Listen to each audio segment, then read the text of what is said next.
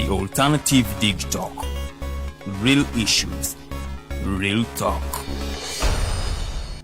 Hi Rogers, can I ask you something? Shoot. What does corruption mean? Well, summarily, corruption is abuse of public power for personal gain or for the benefit of a group to which one owes allegiance. For example, when a public office is abused by an official accepting or soliciting a bribe. By the way, private people can be corrupt too, like bribing police officers to escape fines. Okay. So exactly how does that concern me? Well, do you pay taxes? I guess, yeah. What does that have to do with this? Everything. Because those taxes you pay are supposed to facilitate services you use, like water, electricity, roads construction, medicines in hospitals, name it. Okay, that is much bigger than I thought. But it can be stopped, right? Well, yes it can, although it may not be as easy as it sounds. And here is the reason why. Corruption roots are grounded in our country's social, political, economic, bureaucratic traditions and policies. So, what has kept it going this long? I mean, why don't we stop it? Well, the main reason why it has been here for so long is because institutions are weak, either as a result of poorly defined ethical standards of public service, weak administrative and financial systems, or ineffective watchdog agencies. What can we do to stop it? At a national level, we must focus on strengthening the independence and effectiveness of public institutions that fight corruption. At a personal level, we must commit to never giving a bribe. I promise I'll never give a bribe. Well, that's a great decision you have made. Me and you now have to spread this message to all our friends. If we all do our part, corruption will be no more. This message is brought to you by Alternative Digitalk. Looking for a pair of shoes? Less Up Stores has a wide range of selection for unisex footwear. We have the best quality of all brands at pocket-friendly prices, and we make deliveries countrywide. Just place your order or reach us on 0772 08 0090. You can also check up at Less Up Stores on all our social media platforms. Less Up, craft your own footprints.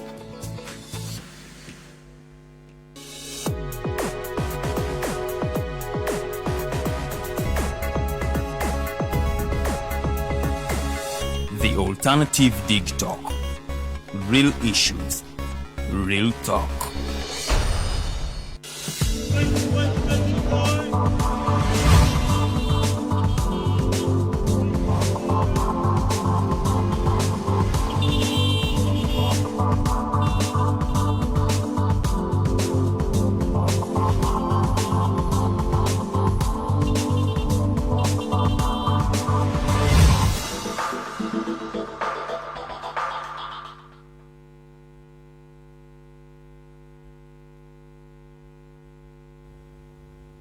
Good morning, ladies and gentlemen. Welcome to this edition of the Mighty Drive Show.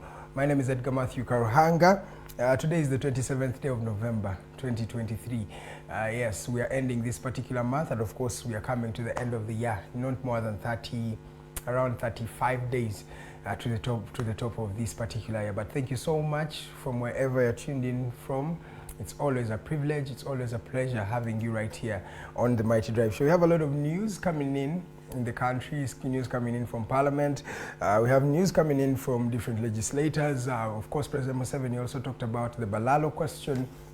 We'll be delving into that particular conversation in this particular edition of the Mighty Drive. Mwena jemusinzidde okubanga mutulaba mwebali eddala okubanga mutwekuumiddeko olunaku luno olwaleero mbagambe ennaku z'omwezi ziri 27 omwezi tuli mu gwa Museenene omwaka 2023. Eno show yamwe ebeerayo buli lunaku lwa Monday paka ku lunaku olwokutaano.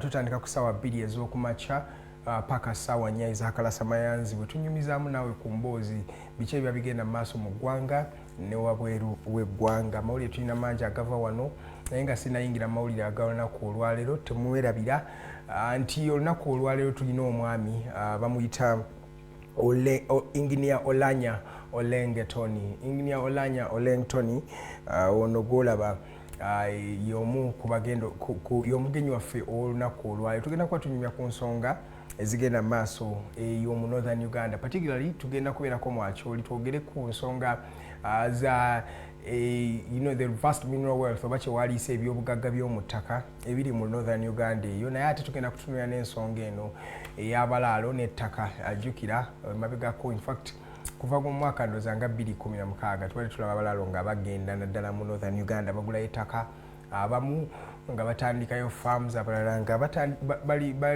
balundirayo ente zaabwe. Oluvannyuma President Museveni yasobola okubanga bano abasaba babe nga bambuka ekifo kino, naye okuva olwo paka ssaawa zino tubadde tetunalaba concrete evidence tibanakyamuka. Kino kitegeeza ki eri abantu bano abali mu Northern Uganda? Kitegeeza ki eri ettaka lyabwe, ate kiki bazaako? Olunaku olwayo tulina omwami Engineer Olanya Olenge Tonny, ono nno nga ya omu ku bakulembera ekibiina ekya Principal Mineral Resource Think Tank mu mbeera eyo. Tugenda kuba tunyumyamu naye, so keep it locked olunaku olwaleero. Naye nga tetunaba kugenda mu mawulire ago oba mu interview eyo, katugendeko mu mawulire agagenda maaso mu ggwanga. Mu Parliament wali bwe tugenda okuba nga tusookera olunaku olwaleero. Tutandise n'omubaka w'ebamunaanika. Omubaka ono Robert Sekitoleko, olunaku olw'eggulo yabadde mu committee eya legal affairs ne basobola okubanga bamugobamu. Omwami ono bamugobyemu nga bafollowinga ekiragiro ekyaweebwa Speaker wa Parliament emabegakaawo ng'alagira nti buli mubaka atali mu kubanga yettanira obanga agenda maaso ne plenary agenda kubanga ne committees abe bazibagoba kumu. Ndowooza yayogera ne ku nsonga ya trips ez'ogenda obweru tebagenda kubanga bazibawa mu mbeera eyo. So mu ekyo kyennyini twalabye nga abantu bangi bayogedde bingi. Ekisooka si buli omu nti si buli mubaka abadde ali mu kwekalakaasa wali naddala mu Parliament nti yagobeddwa mu kakiiko ke, naye omubaka omu yekka gwe bagobye Robert. Kino kitegeeza ki? Abalala bali above the law oba?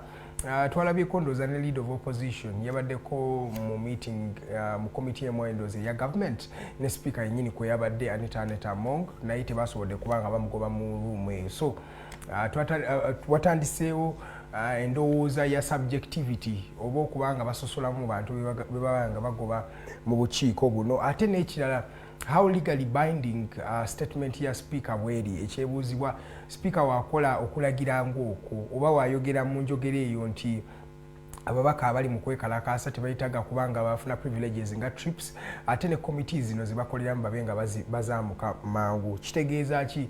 Kati twatuuse ku level nga speaker bw'ayogera lifuuka etteeka, because speaker ye abeeranga kyewaliise presiding officer wa ekiba kigenda maaso mu Parliament. Naye kati tulabye nga speaker emirundi mingi abadde abeera nnyo mu migozoobano gino. Ndooza mujjukira yaliko mu nsonga za zaako ezo, abaddeko mu nsonga z'okwekalakaasa, kuno kubadde kugenda maaso. Ayogedde bingi, ate abantu abamu nga bagamba oluusi akirowoozaamu oba amanyi amaanyi ge nga speaker we gakoma oba tannakitegeera.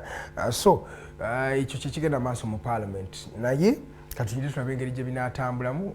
Speaker Anita Among ye yamala dde okuba nga ayogera statement eyo. Kati katulabe oba clerk wa Parliament ne Parliament enaasobola okuba nga egobe. Yajjukira kati nno ziweze endoozi entuula 16 bukyanga aba opposition bagenda mu kwekalakaasa, era zino entuula zonna ade bazimiisinga. Bano nno beekalakaasa nga bagamba beetaaga abantu baabwe ababuzibwawo mu mwaka guno gwennyini n'emyaka emirala. Abaatulaga amannya ndooza gaali 18 ag'abantu abakyabuze batasobola kuba nga balaba amayitire gaabwe. So aba opposition nga bakulembeddwamu abakulembera omwami Mathias Mpuuga balaga obutali mumativu baabwe, era ne basalawo nti bagenda kubanga tebettanira plenary sittings oba entuula za Parliament paka ng'ensonga yaabwe ekoleddwako. Abantu abamu bagirabanga ensonga y'okubalaata oba ng'aba MP abaagala political capital, naye ate bo bayimirira ku nsonga zaabwe nga bagamba si nsonga za political capital, naye bayina kye beetaaga paka nga bannayuganda bamaze okuba nga babata oba bwe babanga bafu bo basaba nti babawe ebisigalira byabwe basobole okuba nga babaziika mu kitiibwa. So byebyo bigenda mu maaso mu Parliament ya Uganda. Nga tuvuddeko kaawo era nga tukyali ku Parliament, ndowooza omubaka Ssegirinya akyali mu kuba nga assuuka n'obulwadde obubadde bukyali mu kumugoya mu mbeera eyo. Ndowooza mubadde mulaba emabega kaawo abantu ab'enjawulo nga bagenda okubanga bamukyalirako ndowooza yasembeddeyo ddala ye Anita Among yakyadde olunaku lw'eggulo n'akyalirako omupaka Sseggirinya era n'asobola okuba nga amwagaliza okussuuka obulungi. Weekend eno ku lunaku lwali lwa Sunday era n'omwami Robert Kyagulanyi Ssentamu yawuubako ekigere mu maka g'omwami Sseggirinya era n'asobola okuba nga mulabako mu mbeera eyo. Yali ne Secretary General w'ekibiina kino ekya National Unity Platform omwami David Lewis Rubongoya mu mbeera eyo yennyini. So omubaka Sseggirinya ali mu kussuuka bulungi era ffenna nga wano ku Digitalk team twagala okuba nga tumwagaliza very quick recovery ate katusuubire nti anaasobola okuba nga asuuka mu mbeera ebyamagero. So katumusabire omwami Sseggirinya mu mbeera eyo. Nga tuvuddeko kaawo tugendeko ku nsonga z'abalaalo ezigenda mu maaso. Ndowooza mwalabye olunaku lw'eggulo pulezidenti yafulumiza ekiwandiiko ng'awa abalaalo abali mu Northern Uganda wiiki 3 oba sabbiiti 3 okuba nga baamusa ekifo ekyo. Agambye oba wagula ettaka oba tewagula olina okuba nga oyamuka ekifo ekyo. Jjukira pulezidenti emyaka ndowooza kati nga 3 abadde afulumyanga pronouncements oba ebiwandiiko ku balaalo eyo. Yasooka kuba nga abasaba baveeyo ate nasooka ayimirizaamu ku nkola eyo ne basooka batunulamu mu nsonga ezo ne bagamba bagenda kulaba engeri gye basobola okukinegotiatingako. N'akomawo n'ayogera ku nsonga ya abalaalo bano okuba nga tebafensinze ttaka lyabwe ente kwe zisobola okuba nga zigrazingira. N'agamba batanafensinga bwe bagenda okuba nga bavaayo. Kati ate wafulumizaayo ekiwandiiko ekigamba nti ate bafulumire ddala bawadde sabbiiti 3 abo abalina ettaka abaagula oba tebaagula. Ekizibu ekirala nti ettaka ly'omu Northern Uganda abamu bagamba nti nno ettaka lino li communally owned, naye ate tuzze nga tulaba nti waliyo families ezimu ezisazeewo ebyaddala okutunda ettaka lyabo era ne babawasa ssente mu mbeera eyo. So kino kitegeeza ki? Who is to blame? Atejuka ne gavumenti oba ssemateeka w'eggwanga lino akkiriza omunnayuganda okusetolinga wonna waba ayagadde oba okutuula n'abeera wonna waba ayagadde mu ggwanga erya Uganda. Kati tutandise kubanga tulemesa abantu abamu mu mbeera eyo. So olunaku olwaleero kyetugenda okuba nga tuwugirako n'omwami Engineer Olanya. So temusubwa mu mbeera eyo. So muzikirize ngendeko mmalirize n'amawulire ag'ebyemizannyo. Waliwo abansabye mbaweeku ku mawulire ag'ebyemizannyo. Ya bingi ebigenda mu maaso mu mizannyo. Tutandikireko wano ndowooza Uganda Premier League ya Uganda egenda kubanga ekomawo sabbiiti eno. Weekend eno yennyini tugenda kubanga tuddamu okulaba omupiira gwa Uganda Premier League mu mbeera eyo era emipiira mingi gijja kuba gigenda mu maaso naye nja kuba ngibabuulira egyo later on. Naye leero njagala tusooke tutunuulire ku mipiira egyasambiddwa mu weekend eyo. Twalaba emipiira gyabadde mingi. Twaggulawo weekend n'omupiira gwa Manchester City ng'ezannya ttiimu eno eya Liverpool. Omupiira gwali munyuvu nnyo, gwali ku kisaawe ekya Etihad Stadium, ekisaawe kino ekya Manchester City. Omupiira gwaggwa 1-1 era olabira ddala nti no Manchester City ebadde tennaba kuba ng'etandika bulungi sizoni eno. Bamisinze emipiira mingi. Ndowooza abawangudde emipiira gibadde 8, abadrawinze emipiira 2, ndowooza era bakubiddwa emipiira nagyo 2. So Manchester abadde si eri ttiimu gy'obadde osuubira nti nno eze ekoledde ng'eyokya bulungi nnyo. Naye era wadde ebyo bigenda mu maaso, twalabye nga Liverpool yasobodde okuba ng'egenda wali kisaawe kya Etihad Stadium n'ejjayo omupiira mulamba. Goolo yatebedde Alexander Trent Arnold era omupiira ogwo gwawedde goolo 1-1. Yo Manchester United yasobodde okuba nga ewangula omupiira gwabwe gwe baadde bazannya mu mbeera eyo. Bakubye ttiimu eno ya Everton wali ku kisaawe kyabwe goolo zabadde 3 era twalabye goolo yadde ennungi nnyo ey'omu youngster oba omuvubuka Alejandro Garnacho. Garnacho yakubye goolo yadde ennungi nnyo era bantu bangi batandise dda okuba nga bagitiipinga okuba nga ebeera goal of the season. Naye tukyalinayo emyezi mingi tulabe engeri gye kinaatambulamu. Arsenal naye yasobola okuba nga ewangula omupiira gwayo wadde gwali gwa nnyondo. Goolo bagifuna mu ddakiika ya 89 era eno goolo yateebwa omwami Kai Havertz. Kai Havertz ono yakagulwa obwensimbi buwanana okuva mu ttiimu eno eya Chelsea nga yeegatta ku tiimu ya Arsenal abadde tannabateebera goolo yonna naye goolo ye eyasoose yabadde omuzungu kyayita very much needed kubanga Arsenal omupiira gwabadde gukonye ne tiimu eya Brentford gwatuuse mu ddakiika ye86 nga gukyali 0-0 nze nga mmanyi olwo Arsenal omupiira kirabika obubonero agenda kubanga abuyiwa naye yasobodde okubanga yeegaganula n'ajjayo omupiira ogwo yakubye eggolo yabadde emu ku bwerere. A win is always a win. Whatever way gy'ogifunyeemu win esigala win. So Arsenal yayambuse waggulu ku table era ndowooza eno season Arsenal watasobole kubanga yeddiza ekikopo kino ndowooza taliddamu kukiwangula because eno season Man City gwavuganya naye tabadde bulungi, tiimu zonna ziri mu kwetereeza ate Arsenal abadde alinako upper hand, upper advantage. Last season yagusamba yagezaako okubanga akiwangula naye kyagaana. Neno season Arsenal ayina buli kimu kyaba yeetaaga okubanga awangula ekikopo. Jjukira Arsenal yakulembedde table ayina points 3 mu mipiira 13 ng'ate Manchester City bebaddako ne Liverpool points 28. Then ojja kulabawo teams ez'enjawulo omuli Aston Villa yeyakutte n'ekyokuna we twogerera kati. Manchester United ali mu kyamukaaga ajja yeekulula mpolampola ne points 24. Katulabe engeri gye binaabitambulamu mu mbeera eyo yennyini. Tottenham ye yakuba ogugwe era ebibye tebinaba kubanga bitereera naye katusabe Tottenham basobole okubanga nabo beegazanya. Tubadde tubasuubira okubanga bakompitinga ku kikopo season eno naye kirabika tekinnaba kubanga kisooka mu mbeera eziri 17 ezakayita ku ssaawa 2 ez'okumakya. Nze Edgar Karuhanga nkyali wano ku Digitalk TV ndi muweereza wammwe, ndi muweereza wa ggwanga. Ngenda kubanga ntambulamu tugendeko mu kuwummulamu. We tukomawo tugenda tandikira ku nsonga eno ze nabagambye eza Balaalo naddala wali mu Northern Uganda ngeri ki gye tusobola okubanga tukyusaamu ensonga eno ate tugenda kuba tunyumyamu ensonga nnyingi nnyo. Temwerabira nti ffe tuli wano erukuli naŋŋanda nga wakayita ku water pump oba osobola okuba nga otulaba. That is Digitalk TV. Nawe tuteekamu mpolampola mu Google Maps zo osobola okuba nga olaba Digitalk TV.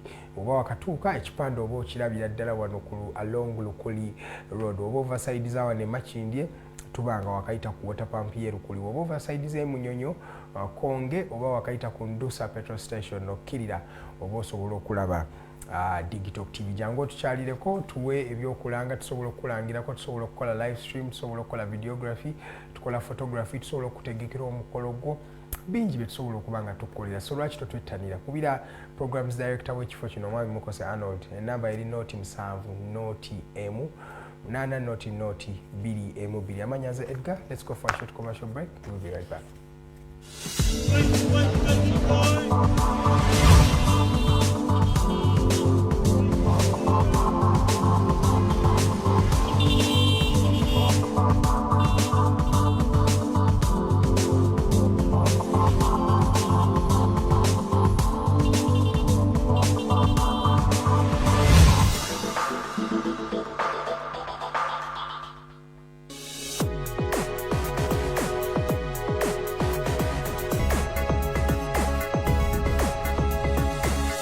The Alternative Digitalk. Real issues, real talk.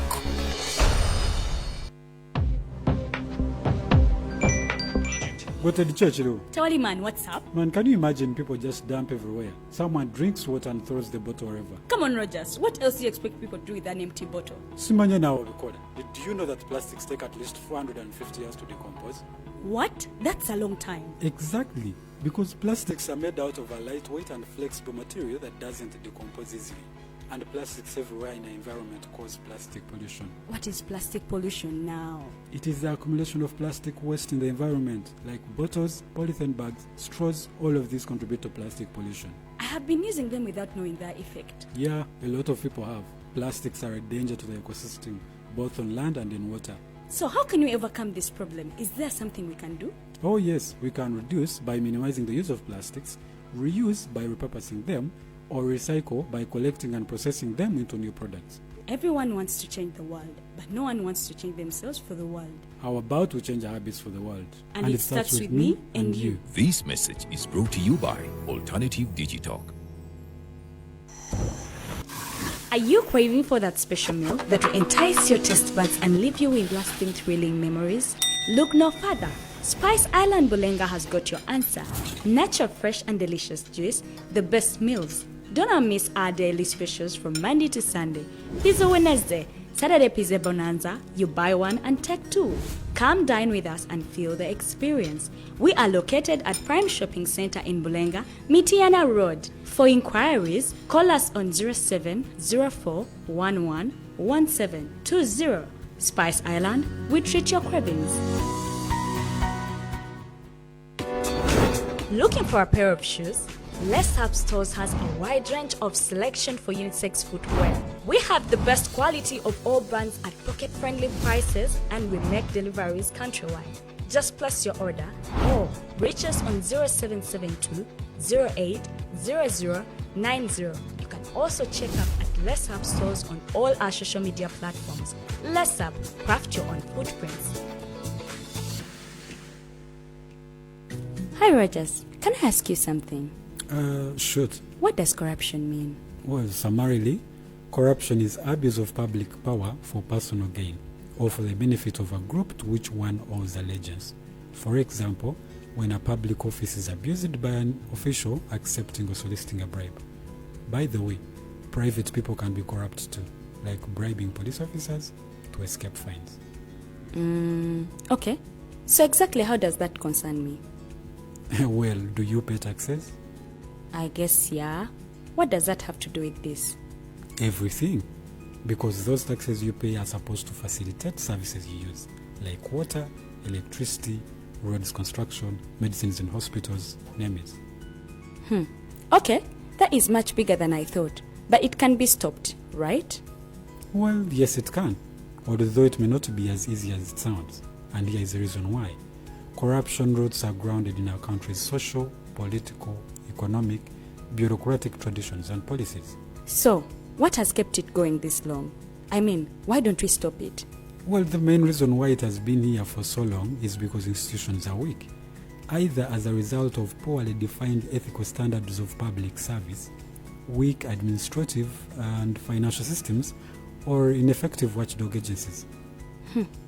What can we do to stop it? At a national level, we must focus on strengthening the independence and effectiveness of public institutions that fight corruption. At a personal level, we must commit to never giving a bribe. I promise I'll never give a bribe.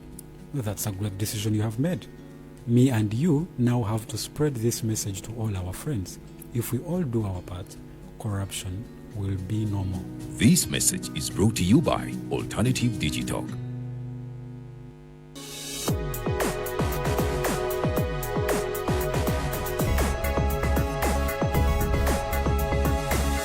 The Alternative Digitalk.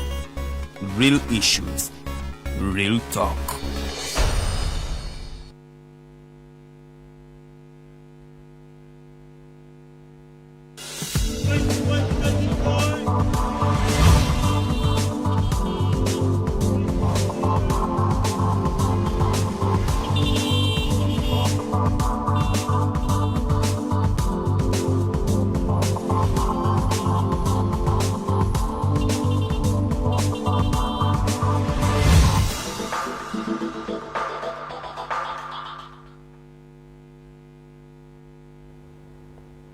Yes, welcome back from that short commercial break, ladies and gentlemen. You're still tuned in to Digitalk TV, and of course, this is the Mighty Drive Show. My name is Edgar. I have been joined by a lady and a gentleman at just 25 minutes past the top of the hour. Olanya Olenge Tonny. Yeah, that's how it goes. Olanya Olenge Tonny is already here with us, and of course, we're going to be talking about the vast mineral wealth that is in the northern region, parts of Acholi, parts of Lango. And of course, what does this really mean? And later on, we shall also be delving into the topic of the Balaalo question, or what some people are dubbing as the sudden land crisis. I don't think it's sudden at all, but maybe how are the dynamics playing out in this particular regard? Allow me to welcome Farida Vikovede. Say hi to you, and of course, we shall welcome the guest of the day. Farida, good morning. You're welcome. Thank you. You look like a zebra. Yeah. You know, Isn't that a zebra because it's black and white throughout? yeah. Zebra. It is a zebra look-alike. A very good morning to the viewers that are watching us. It is a Tuesday, the 28th day of November 2023. I am Farida Koveri, and today I've been joined with Engineer Olanya. We are going to be specifically talking about the Balaalo question. If we are talking about Acholi, it is the Balaalo question. It is the topic that is hot. In all discussions, you have someone from there. We have to talk about it. Who are these people? Where do they come from? Because now they are in Acholi, Bavawa. Where do they come from? And we hear they are armed. Who is giving them the arms? We know the state is in control of arms. Should we say the state is in support of the Balaalo acquisition of land? But also, we shall be looking at this notion of willing buyer, willing seller. If they are buying legitimately, is there a problem if someone is buying land? And I am a willing seller. So we're going to be discussing all that. So I'm more requesting you join the discussion on Facebook. We are live, the Alternative Uganda or Digitalk TV. So in the comment section, put your question, your suggestion. We shall be going through them in our second hour of the show. Welcome, Ingmia. Say good morning to our viewers. Thank you so much. Thank you, Alternative Digitalk, for having me. It's great to be back here again. It's like home. Yeah. Because it's full of young, fresh blood. It means the Pearl of Africa is still breeding in more talent in this country. I'm glad to be here, and I'm glad to be here to discuss the issues of mineral wealth. And I'm glad to be here to discuss the issues of the sudden land crisis that we see in the north, of course, in particular with the Balaalo question. So it's a good thing to talk about it. Great. How have you been? It's been a while since you were here. How have your endeavors been? Where have you been? I have been up and about, doing a lot of things in my profession, been running around, doing a few projects. Yeah, that concerns my engineering profession. And lately, I've been very much engaged in the mineral industry because that is also part of my field. I recall, I think, earlier this year, for about 4 months, I was out of the country. I was in South Sudan, working at the oil field.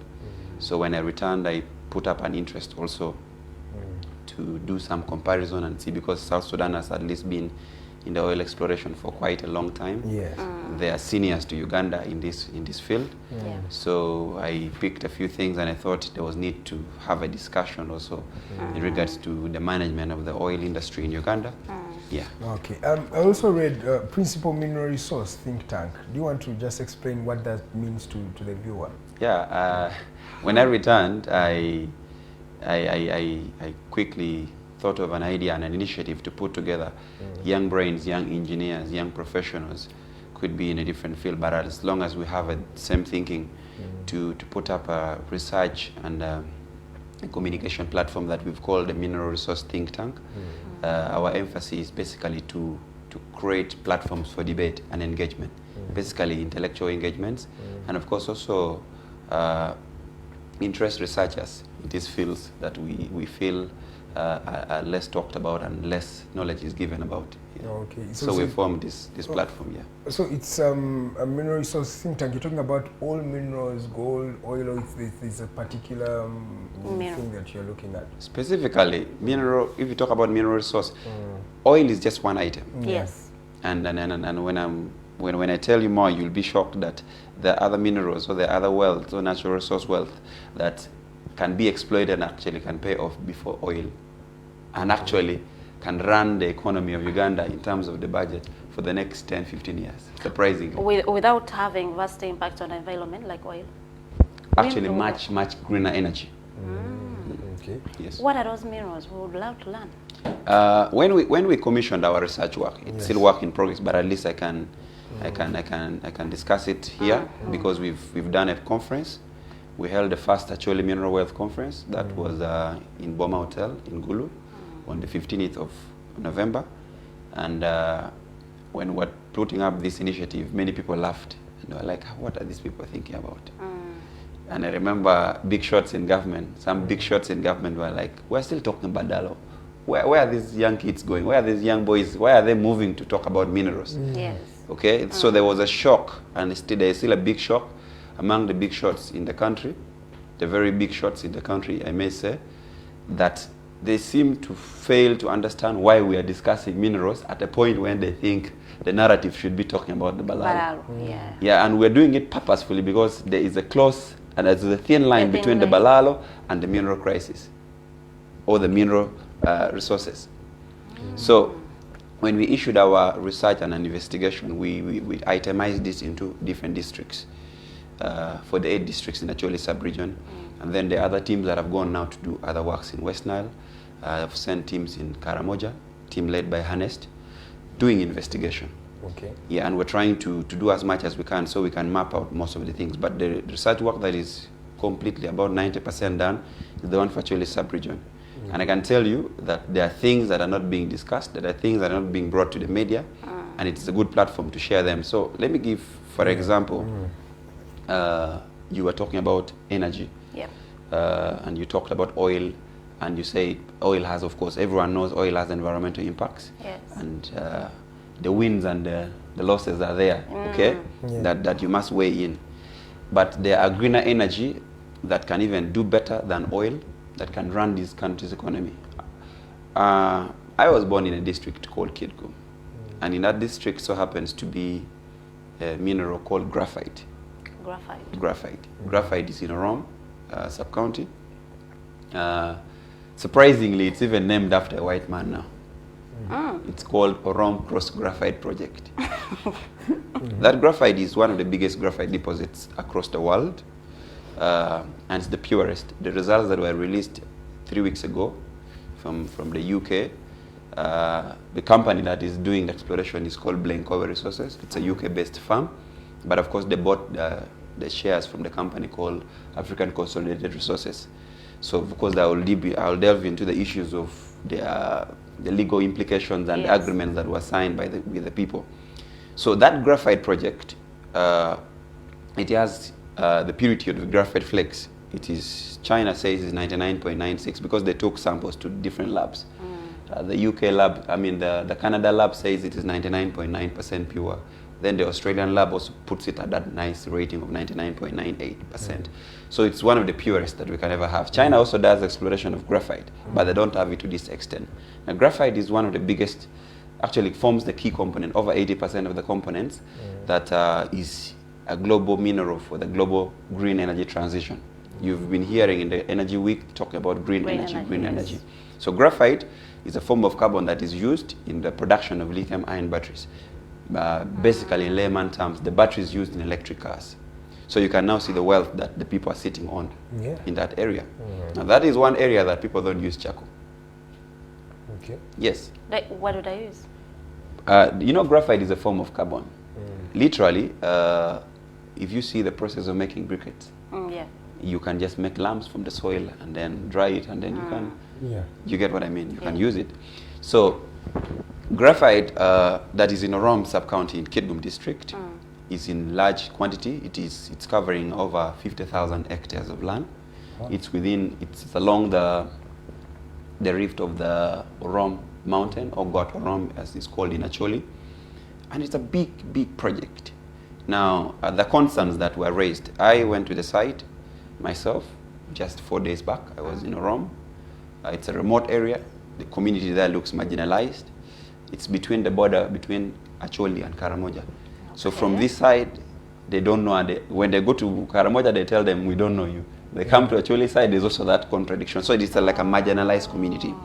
So what happened is, when I went there, my interest was to find out the transparency by the company. Number 2, my interest was to find out what agreement did the people sign with the company. And 3, to find out if the people really know what they're doing or what the project is about. Exactly. So I learned one thing. Number 1, the company did not tell people the value of the project. This Orom Cross Graphite project, if it is just 1% exploration, it is over $485 million US. That's close to 2 trillion Uganda shillings. Now, that is 1% exploration. If that entire exploration is done, which will take over 50 years, that project can be close to 200 to 250 trillion Uganda shillings. How much is Uganda's budget? Around 40 to 50 by that time. So it can run the country's budget for close to 10 years. You can see for yourself. Just that project alone, Orom Cross Graphite project. No one is talking about it. Everyone is quiet. So the company didn't tell people the real value of the project. I can tell you that the agreement that people signed, the Land Surface Rights Agreement, which is within the Mineral Act, says that 70%, this is how they break down the proceeds, 70% goes to the government from the royalty. The other 30 is broken down between the district, the sub-county, and the landowner. The landowner goes with 5%. This is within the law. And then the sub-county goes with 10%. And then the district goes with 15%. Now, Kitgum District signed an MOU. So these are the three parties that signed the MOU with African Consolidated Resources. Because the But how is that company gaining? Blancowe is still a new entity. Because, yeah. Blancowe is a new entity. So African Consolidated Resources signed an MOU with Kitgum District, Rom Sub-County, and then the local landowners. They are under an association called Luchomo Landowners Association. The agreement signed, it's quite funny. They signed a lease agreement to lease land for 49 years. But in that agreement, people are supposed to be paid after every 3 years. Yes. So when you translate the amount that being paid, after every 3 years, someone is getting like 600,000 for their land being rented for the project. Now that is beyond manipulation, because literally meaning that you're hiring my land for a big project worth 200 to 250 trillion Uganda shillings to do that mineral exploration, and you're paying me 200,000 per year, 150 per year, 100,000 per year. Yet if I have to hire my land just for mere farming, I can get more money. Yeah, exactly. So that tells you the level of manipulation this company went to push people. Because those are $200 for just the benefit of our... It's too much. Audience. It's too much. It's too little for 3 years, and you're giving me $200. That entire community lacks a hospital. They don't even have a school. I think Irene Gleason Foundation has just put up a school. Irene Gleason Foundation is an organization in Kitgum District. They decided to do a school, but there's no presence of government seemingly there. Government is seemingly just trying to put their presence there because of the wealth that is within there. Okay. When did these people find out about that mineral wealth? This project, this license, when you check through the Ministry of Energy Archives, it shows that it was given in ML, they called it ML 1945. Literally meaning that the mineral license was given in 1945. So this thing was discovered way back in the British days. That is why it is not surprising to see a British company taking over the project. Okay, yeah, now I can. So now, Blancowe signs that agreement with the people. Because me, I'm raising 2 grounds that people need to be having. They need to have a renegotiation of the contract. Yes. 2, the renegotiation must be done on these 2 terms. Number 1, you manipulated us. You didn't tell us the value of the project. 2, that Blancowe purchased the shares, 100% shares from African Consolidated Resources that signed the initial agreement.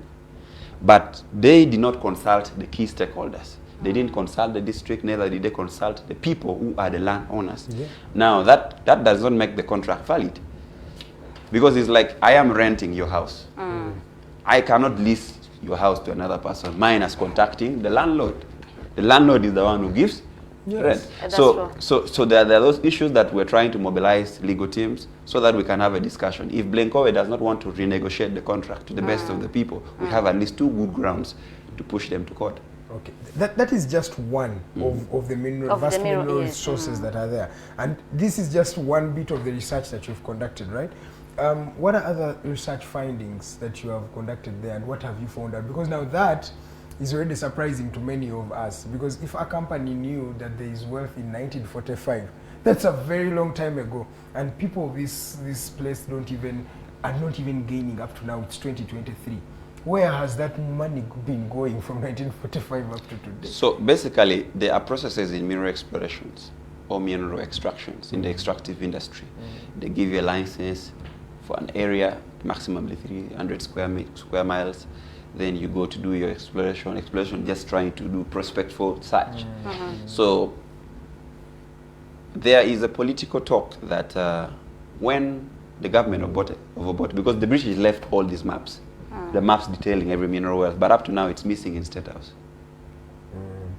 Certain people have it, it is missing. So there are people who have access to data relating to mineral wealth in your specific area. So when they come to purchase land in your area, they come purchasing land knowing that this has mineral. I'll give you an example.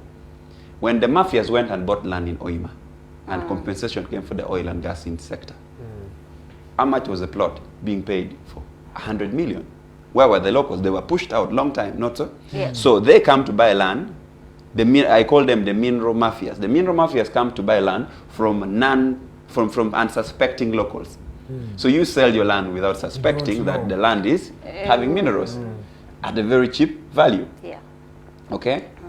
So that has been a very good syndicate that have been playing. There have of course been syndicates right from the Ministry of Energy at the Department of Geological Survey. Okay? That entire directorate has a report that is an investigation report that I would interest you in by Global Watch, an international platform that has investigated the mineral licensing board in Uganda. Okay? Yeah. How they create rings of mafias. They get a license for this project, then they sell to investors. There's a lot of investigation that was done in that area. But maybe to conclude on the Orom graphite, so we can move to the next item, is that that project of Orom is a big milestone.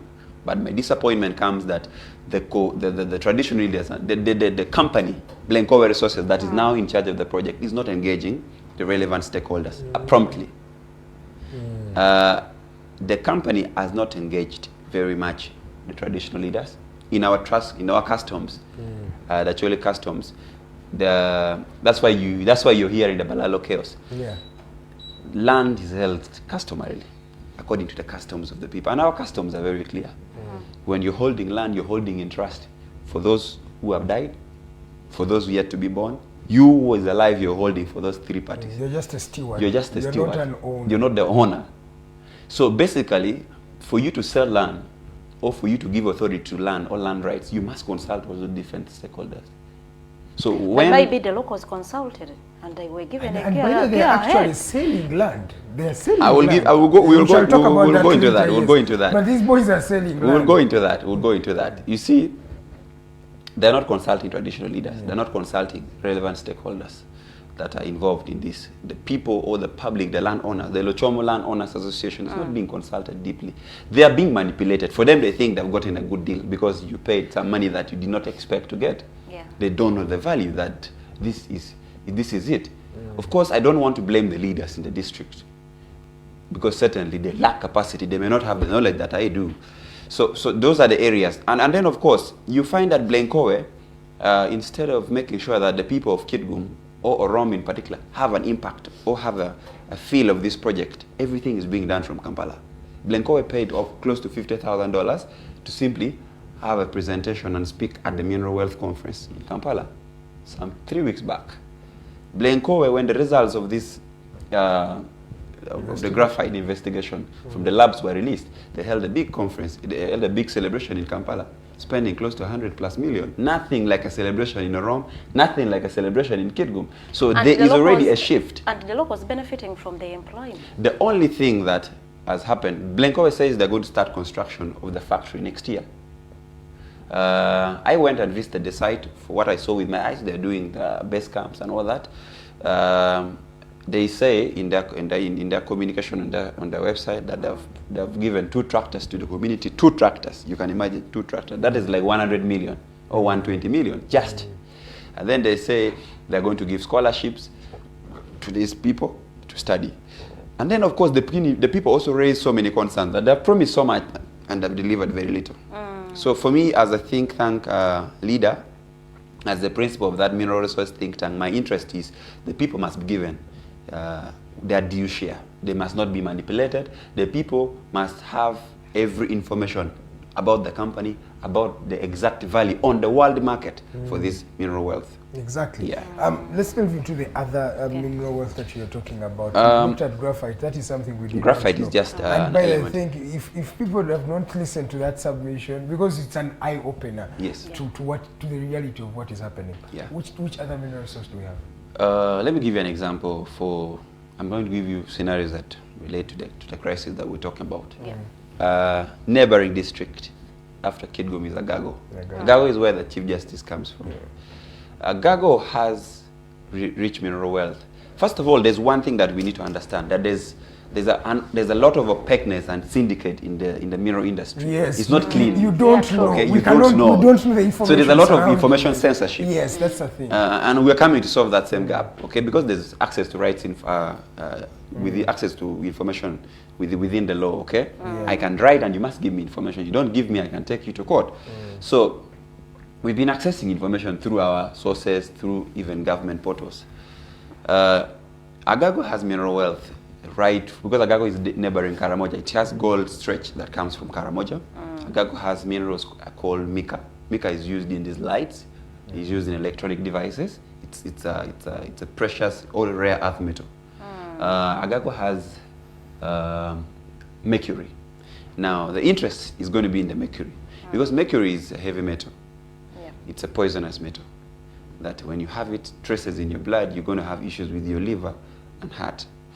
And something happened in Agago just after our mineral wealth conference that we held in Acholi, in Boma Hotel in Gulu. What happened? There were 3 timelines that came through. On the 7th of November, Ministry of Energy officials went to Agago district. They didn't inform the LC5, they didn't inform RDC or any district official, not even the leaders. They simply went straight to the LC chairpersons for the 2 sub-counties of Lapono and Lerakato. Where they held a meeting with the different LC1s from those 2 sub-counties, facilitated them and told them one thing, that you will leave this land, we have found mineral resources in your area, you will be evicted. They didn't even tell them what mineral they found. But of course, as me who have done investigation, I know the mineral that is there. Mercury, mica, limestone, which is used for making cement, and then gold that stretches from Karamoja. These are internationally traded minerals. Now, what is surprising is, again, they moved back to the ministry. 13th of November, we see NFA, National Forest Authority, coming to Agago with Maxton saying that the entire 2 sub-counties is a forest reserve. The sub-counties they first visited. The 2 sub-counties, the minerals. Yes, Lerakato. First on 7th, Ministry of Energy comes and says, we have minerals here. And you are going to prepare, be evicted? We will be evicted because blah, blah, blah, and things will work out that way. And they leave people in confusion. 13th, NFA comes. Goes. On record. They even have a writing. You can check on their Twitter handle. They have that letter there. They came and then told the people we are going to this area is a forest reserve. It was demarcated a long time, so people have lived in that area for a while, for years and years. And then the people got charged and went and destroyed the demarcation stones. The remaining ones they took to the police station. 15th is when we were having the mineral wealth conference. We get a call from Agago. Good enough, the moderator was in touch with the people on ground of the conference. So he got an SMS from the local leader saying that we have been stormed by soldiers, armed to the teeth, mean-looking soldiers. We have been stormed by geologists from Ministry of Energy, picking samples from water, from the rock beds, and then soil samples and water samples. Definitely, the investigation is basically in line with mercury, because I also have certain samples we picked and is that line of trace. You see, if you want to get government to account, you should also have, because you must have data that can, data you can argue scientifically with them. Okay? You must have a research that can, yes, definitely. That's what we're trying to do, because government, it doesn't mean every data that comes from government is true. If you see now the syndicate, because the same approach NFA is using is the same approach NFA was used as an agency of government to cause the confusion in APA. In Amoro, they used National Forest Authority and UWA, Uganda Wildlife Authority. Okay? So that is the confusion that they're now bringing in Agago. Same style. So that went on and on. They did their things and went. So later on, after deploying on the 15th, we asked at the conference, the moderator asked the commissioner, we had the commissioner from Ministry of Energy, Vincent Kedi, in charge of licensing, that do you know what is happening in Agago as we speak now? The man denied. It's on record. He said, I don't know. I have no information of Ministry of Energy officials going to the field in Agago. Maybe he didn't know. Maybe he was saying the truth. We cannot trust that for now. We can't trust that for now. But are we sure that... Because Ministry of Energy, those guys came with a letter from Ministry of Energy. They wrote the letter to COW. And then simply... The ones that came to take samples. But are we sure that it's government that is doing that, or there are certain mafia. I have just said there are individuals bigger than government. Exactly. In the That's mineral what I'm industry. thinking. There are individuals that are because if you big. can use NFA, a big organization, you can use Uganda Wildlife Authority, and you're using them as tools to take people's land or to just steal people's mineral wealth, that means you have a lot of power. Definitely, sure. So that is what is happening in Agago. We touched the man and he didn't say anything. So later on there was a community meeting which was organized. I went there. The minister who is the woman MP of the area, Honorable Acholi Beatrice. We went and attended a meeting where the RDC was there, the LC5 was there, and so many leaders.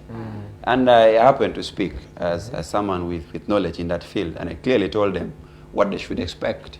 And I told them, yes, it could be true if at all the mercury is confirmed in large deposits, as they say, definitely you will leave. Mercury is one mineral that they cannot mine when you are in the locality because of the toxic elements in the mercury. It's heavy metal.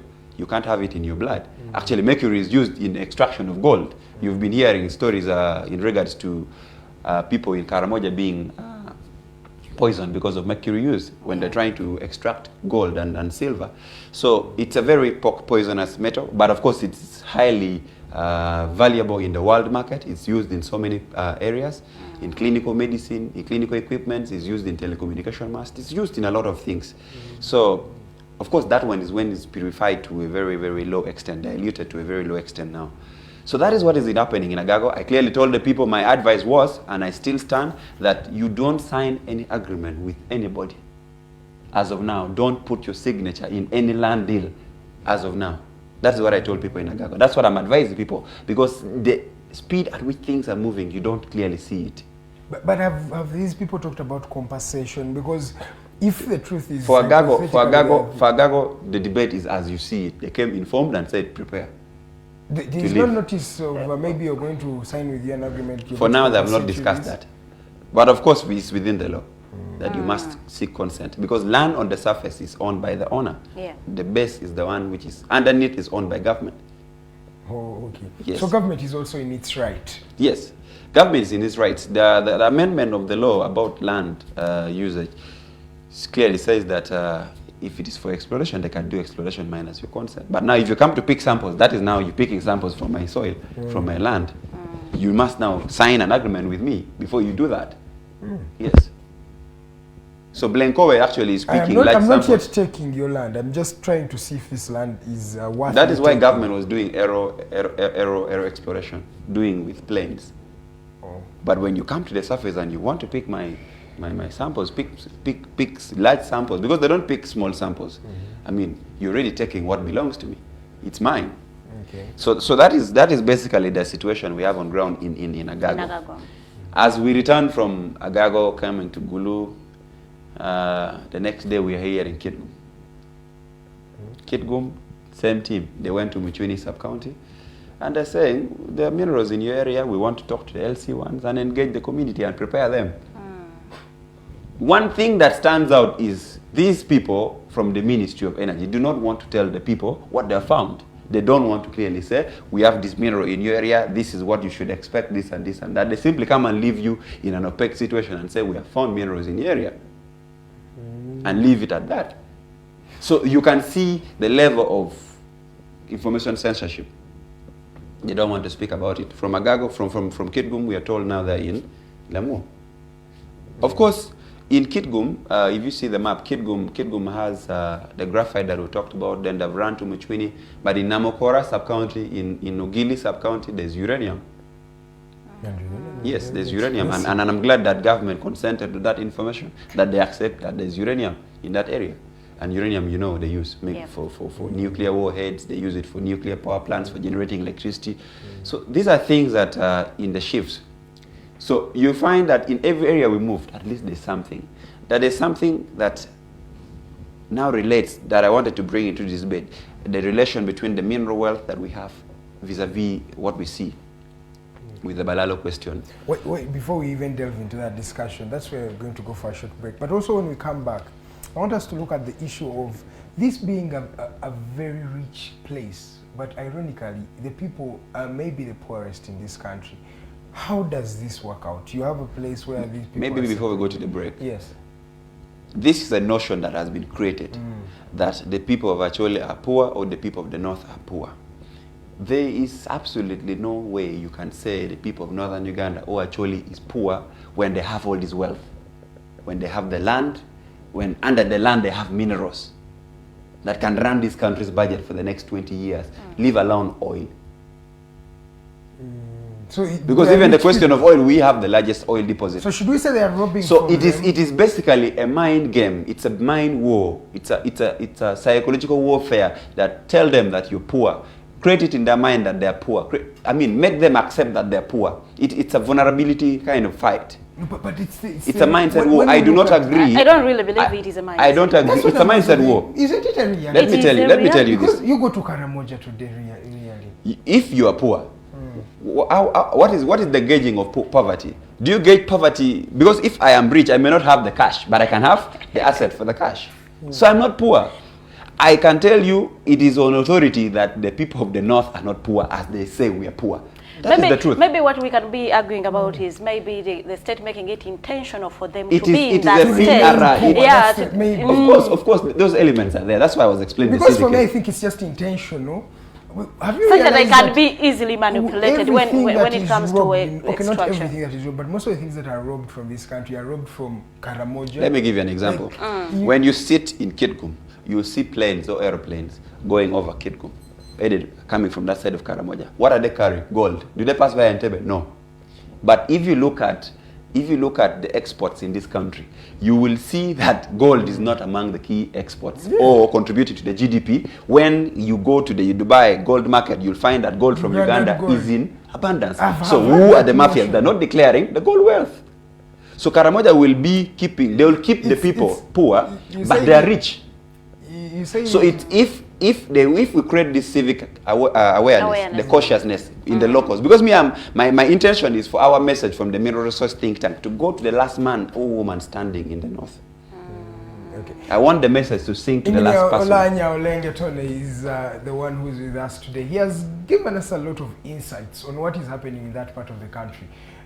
Granite, there's a lot of uranium, there's a lot of mercury, there's a lot of mineral wealth. Why is it that there is maybe an intentional branding to make people believe that northern Uganda is the poorest region, and yet it is endowed with such very good resources and expensive at that? We shall be talking about that and much more. Please do send in your questions, your feedback, your remarks. I'll be asking them, or I'll be posing them to Mr. Olanya to be able to give us more insights on that. We come back for the second and final hour of this show. My name is Edgar. I'm with Farida and Ingini Olanya.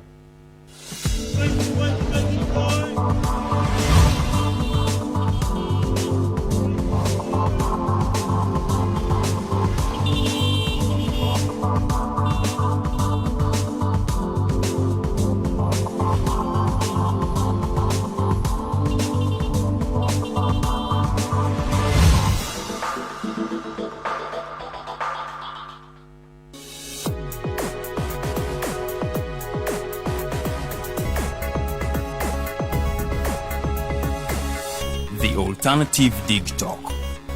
Real issues, real talk.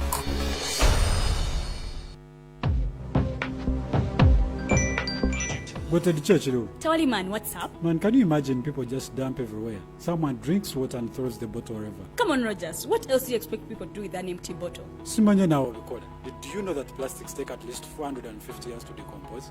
What? That's a long time. Exactly. Because plastics are made out of a lightweight and flexible material that doesn't decompose easily. And plastics everywhere in the environment cause plastic pollution. What is plastic pollution now? It is the accumulation of plastic waste in the environment, like bottles, polythene bags, straws. All of these contribute to plastic pollution. I have been using them without knowing their effect. Yeah, a lot of people have. Plastics are a danger to the ecosystem, both on land and in water. So how can we overcome this problem? Is there something we can do? Oh yes, we can reduce by minimizing the use of plastics, reuse by repurposing them, or recycle by collecting and processing them into new products. Everyone wants to change the world, but no one wants to change themselves for the world. How about we change our habits for the world? And it starts with me and you. This message is brought to you by Alternative Digitalk.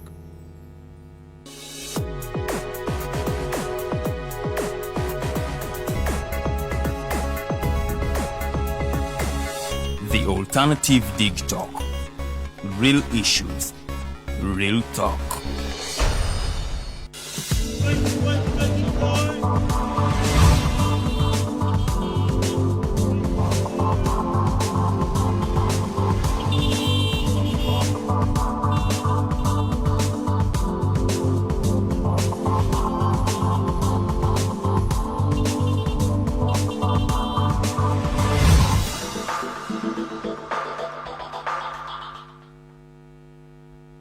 Welcome back from that short commercial break. You're still watching the Mighty Drive Show. My name is Edgar.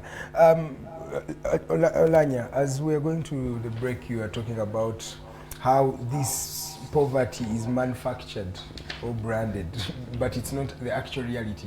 You mentioned that if someone has wealth in their land, in their asset, you cannot They're call not them poor. So who is this person that is trying to perpetuate the idea of the northern being a poor country, a poor region that needs a lot of help and support? The government parastatals. Who runs PR for the government? Ministry of Information and National Guidance, as they say. So when they guide the country and say the North is poor, with statistics from you, boss, you will agree. It's the poor. Even UN or any other agency will agree that the North is poor, which is not true. It's wrong. I can tell you this. The region of Northern Uganda has been in war for close to 25 plus years. The LRA war, the NRA war, okay? If you look at government data in the Ministry of Agriculture before the war, Northern Uganda had over 300,000 herds of cattle.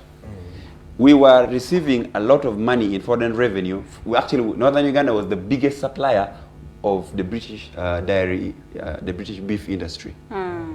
Okay? There was a lot of beef export from the north. What happened during the war? The NRA soldiers took every cattle they could take. They blamed it on Karamoja, which is not true. Okay. They blamed it on Karamoja. The cattle from Northern Uganda was not taken to Karamoja. They simply used the Karamoja corridor. But they were taken and grabbed by the soldiers of Museveni, the soldiers of NRA, now turned UPDF. You see, for the war in Northern Uganda to be called complete, the Juba Accord must be put into full implementation. And what does it say? The Juba Accord talks about reparation. Okay? They have not paid people, they have not compensated people, because essentially, a legally standing government must be responsible for life and property of people. If anything happens to anybody, you must take care of that. So up to now, they have not compensated war victims. And war victims are in very many categories. People who've lost cattle, people who have lost their relatives, people who've been injured in the war, people who have been displaced. Yes. First of all, government of Uganda, they forced people in the IDP camps, the internally displaced camps. And you know the impacts of the camps, okay? Concentration camps. They in fact, forced... just to add on that many people were born in concentration camps, and they went on to give birth in Me myself, I stayed in concentration camps in a place called Pajimo. I stayed there when I was young. So I can tell you that the impacts of the war is still being felt in the region. It is not done. The war has just taken a new form of aspect, maybe. They've taken just a new style of war. And why am I calling it a new style of war? I made a document, and in my write-up I said, in an article, I said, war is not yet done in Northern Uganda. It has just taken new shapes. The new shapes of war are the Balaalo. You've taken all our cattle, made our land vacant. Now you're bringing yours to fill in our land. Does it make sense? There is no absolute sense there, because number one, there should have been before bringing your Balaalo cows, you should have done a restocking. You should have started by doing restocking. Where the question of restocking ended. Of the lost cows? Yes, of the ones that you took. We have information that says that Northern Uganda cows ended up in Libya to pay Gaddafi because of the war, mechanisms he gave, the war materials he gave. Do you have evidence? Yes. Those are very strong. We can argue it out. We can argue it out. We can argue it out. Unfortunately, Gaddafi is dead. Yeah. Some are classified information, but you see where it has reached. If you don't speak the truth, even if you don't speak the truth, you'll die. So you rather speak at least something. You see, the point is, when government tries to censor all this information or try to cripple leadership, try to manipulate leaders, other new crops of leaders come. I can tell you in the region, in Northern Uganda, there is no trust by the public on the standing leaders. Very few have public trust. So there's also a vacuum of leadership because the regime has also learned how to play their cards and script right. That pay these guys, when they make noise, give them 50 million, give them 100. Because the leaders will keep quiet. What have you had leaders doing? When on the Balaalo issue, you will hear that the leaders supporting their leaders against. So my point is, on the question of the Balaalo, it is wrong for government to take it the way they are taking it. The president has issued several orders. If it is on the Balaalo, I think the orders the president has issued is over 5 times. Yeah, it has been dragging from May to September to October. Not even that. To Even November. From 2017. Thank you. You see, let me tell you. Let me tell you. That is the video of the Mark Stones I talked about in Agago. The one playing on the screen. The public going to destroy the Mark Stones of NFA in Agago. But I can tell you, on the question of the Balaalo, this is my take. I went and let me just repeat what I said to the Balaalo. I went to a meeting in Balaalo. Balaalo is one of the areas in Okidi where the Balaalo have like taken the whole village. They can even elect an LC1 at Balaalo. So I went there and I spoke, and these were my statements. Apparently, I'm told by my friends from Western Uganda that the video is trending. Yet I spoke some time back, and they are singling me as the key person who has been speaking against the Balaalo. I said no problem. I said that the Acholi people are very hospitable people. The Acholi people welcomed you guys as brothers and sisters. You betrayed their trust, became arrogant, started disorganizing their families, started messing up with their wives. Basically what you're doing is cultural genocide when you want to destroy the family fabric. Yeah. That's what I said. And I told them, what you're doing, you should know that these people of the Acholi are still trying to heal from the war. That government has not even helped in healing well. The people are just struggling. These are people you've made poor. You cannot come and say, because these same people who are now taking the cattle are the same people participated in taking away the cattle. Yes, that is a fact. The Balaalo are not simple people. The Balaalo are people in government. The Balaalo are ministers. The Balaalo are the real Balaalos, not these cattle herders. The real Balaalos are soldiers, powerful soldiers, military generals. These are the real Balaalos. Because we use the word Balaalo, but who is the Balaalo? The real Balaalos are the military soldiers. So whoever is a top general has cattle in the north. Whoever is a top minister, they have cattle in the north. Let me give you an example. This guy bought land, the Minister of Local Government, Raphael Majeza, bought land, 2,000 acres. In where he's rearing cattle there. He's a mulalo. So I can tell you the shift is this. So when I told them that, I asked the RDC, I said, I have videos and footages that I will definitely share with you guys, that the Balaalo have guns and they're armed. Yeah. Who is arming this Balaalo? I asked the RDC. He had nothing to say. Unfortunately, the RDC has been transferred from that area. They're using the guns that are confiscating from the Of course, they're terrorizing the people. These guys let the animals stray on people's crops. You see, people are already poor. They're doing their subsistence farming to eat. You're destroying their crops. And they graze these cattle at night. So they stray in people's. So basically, it is a cultural fight. It's it's more of a genocide. It's a smart way of destroying everything that has remained. But you're using an overstatement. It's not an overstatement. It's not an overstatement. You go and do a proper research on what cultural genocide is. It's a systematic thing. But let me ask a syndicate. It's planned. So, what is wrong for you, Mr. Olanya, today? You are Olanya. You are from Acholi, coming to let's say Rushere, and procuring land there and bringing your... I like what Duncan Abigaba said. Duncan Abigaba works in State House in the Information Department. Duncan Abigaba said, if the concept of the Balaalo can work, let them take cattle herders from Karamoja and take in Ankole. He has some space, he knows. Let them take that. If the concept works, and let me tell you something, the Karamojongs have been demanding for the Balaalo to take the cattle there. Do you know why? The Karamojongs will eat all the cattle. They will raid the Balaalo very well. So the Balaalo will never accept to take the cattle in Karamoja because they know what Karamojongs are. No, but let me tell you this. I'm giving you a scenario. The Acholi people are very calm. I'm giving you a scenario because there are people who are trying to say they're trying to tribalize this. If it is in terms of hospitality, Gulu or Northern Uganda is a place you will stay without any problem. No one will even point at you. You would ask yourself, why now? Why now? It is an invasion. It is an influx. She raised the question and said, what about the issue of willing buyer, willing seller? It is not a question of willing buyer, willing seller. It is a question of a people or a group of people who have been marginalized for close to 30 plus years. I am contending, and I've actually requested some researchers from Gulu University to do a research, because I think Northern Uganda is 50 plus years behind other parts of the country. We are not at the same level of development or even pace with other parts of the country. We are not, certainly. We must accept that fact. People you've pushed through the war, people you've messed up in the war. I talked about other war victims. I forget to tell always this. There are war victims who you need to investigate actually and interest yourself in. Men who were raped by soldiers. We've heard that now. Men who were sodomized by soldiers. There are very many others have died. So the scenarios are ugly. The trauma people are dealing with in the north is so much. So when you come with that desperation, plus 20 plus years in the war, you've taken away their cattle, you've put them through all these situations of IDPs and all that scenario, and then you come with a vulnerable group of people, you manipulate them and say you bought land from willing buyer, willing seller. That is not a question of willing buyer, willing seller. Read the landmark case that CJ Windolo argued out on the issue of coercion to buy off somebody's land. Okay? It's a landmark case.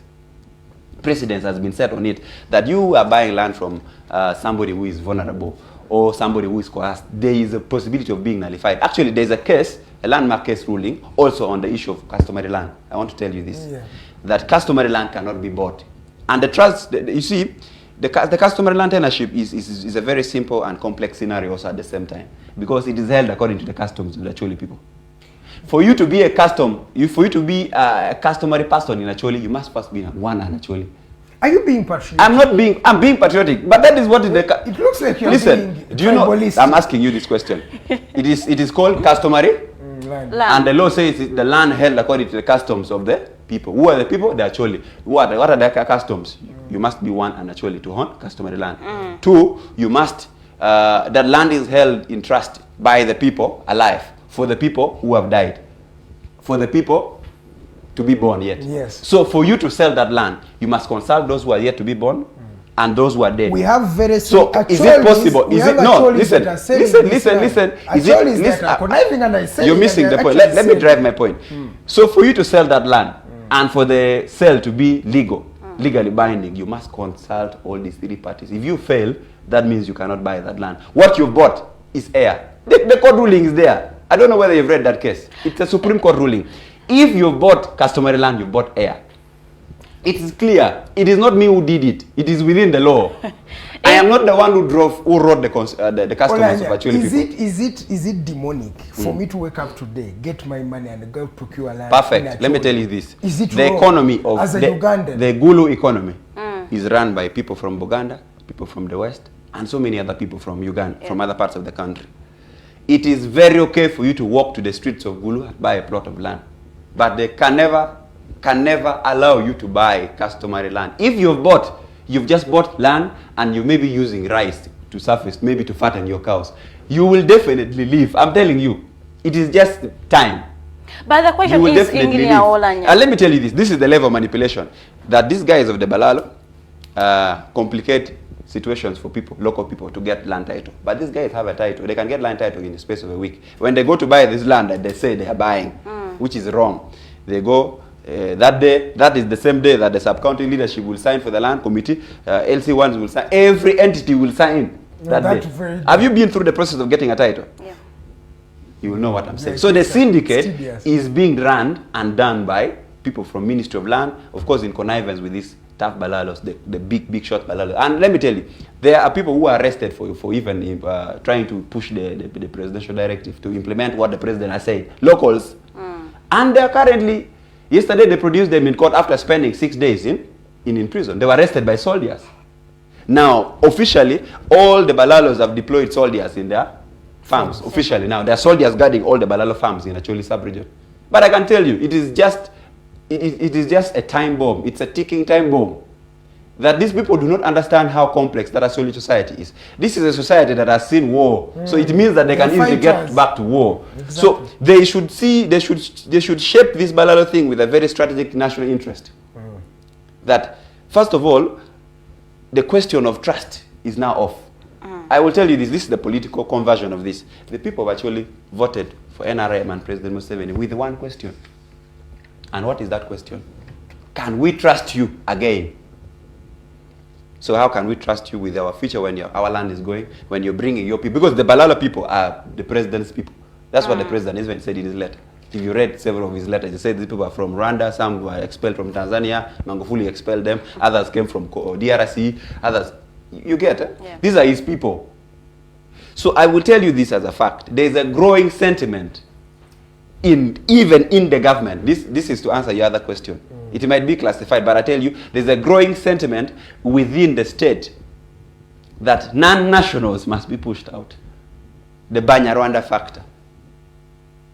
The so-called people who are being told that they just came as refugees in this country. That is a debate within the military ranks. That is a debate within the big shots in government. So this other debate that we are talking about, there is a big spark. This country needs to have a very honest conversation on the issues of reconciliation, on the issues of truth and just truth-telling must be had. First of all, by blocking people to talk, you're only not solving a problem, you're just extending it to the next day. And that's why I'm telling you, even those who claim they bought land in the northern part of the country, but these guys are not buying, these guys are not buying 1 acre, 2 acres, they are buying a village. They're buying land legitimately, by the way, in Olanya. What is legitimate? On the 3rd of November, the president visited that area. Was there any impact of his visit? You see, the president has been doing PR. He has been playing politics of convenience. If President Museveni has good political will to chase the Balaalo, it's a click. What happened in the COVID-19 regulations? They issued today like pop. You see soldiers implementing, you see people implementing, not so? Since 2017, he has been issuing directives, Balaalo, leave Balaalo, go Balaalo, leave Balaalo. They have been coming. And I will tell you this, these Balaalo, when they're coming to the region, first of all, when you're traveling with livestock, you must have documents. Yes. Some don't have documents. Try to take your cattle to the north, you as a local man, and see if you get access. They will impound your cattle in Karumo, but the Balaalo's access, they will pass. Just get to understand that this is more complex than the other question of just, first of all, land rights and land usage. Someone is asking, do we have mineral resources in Bulisa? Yes, of course, Bulisa is having oil. Bulisa is the district neighboring Noya district. Because his argument is, these people began from Bulisa, then to... The Balaalo move with a trace. I told you clearly. I told you clearly that all these minerals... I want to challenge everybody in state to provide that mineral map that has disappeared. The mineral map that was produced by the British those days. That has the ML 1945, mineral lines in 1945 for Rome. So the map has disappeared now. Elements within the state have the access to the map. They know that in your land there's salt. They know in your land there's gold. So they'll come. Then you people need to trace the map from the British archive if we have accessed preliminary. We are still looking for more data. But I can tell you this. The Balaalo move with information. Okay. The Balaalo move with facts. They know that when we're settling in this area, we're having minerals. Let me give you an example. Like in Atiak where they've settled, in Balaalo, there's uranium. And I can tell you, there's a project that has been going on in that specific area, in a sugar project, that I am even investigating, but I can tell you to 80% that it is a scam.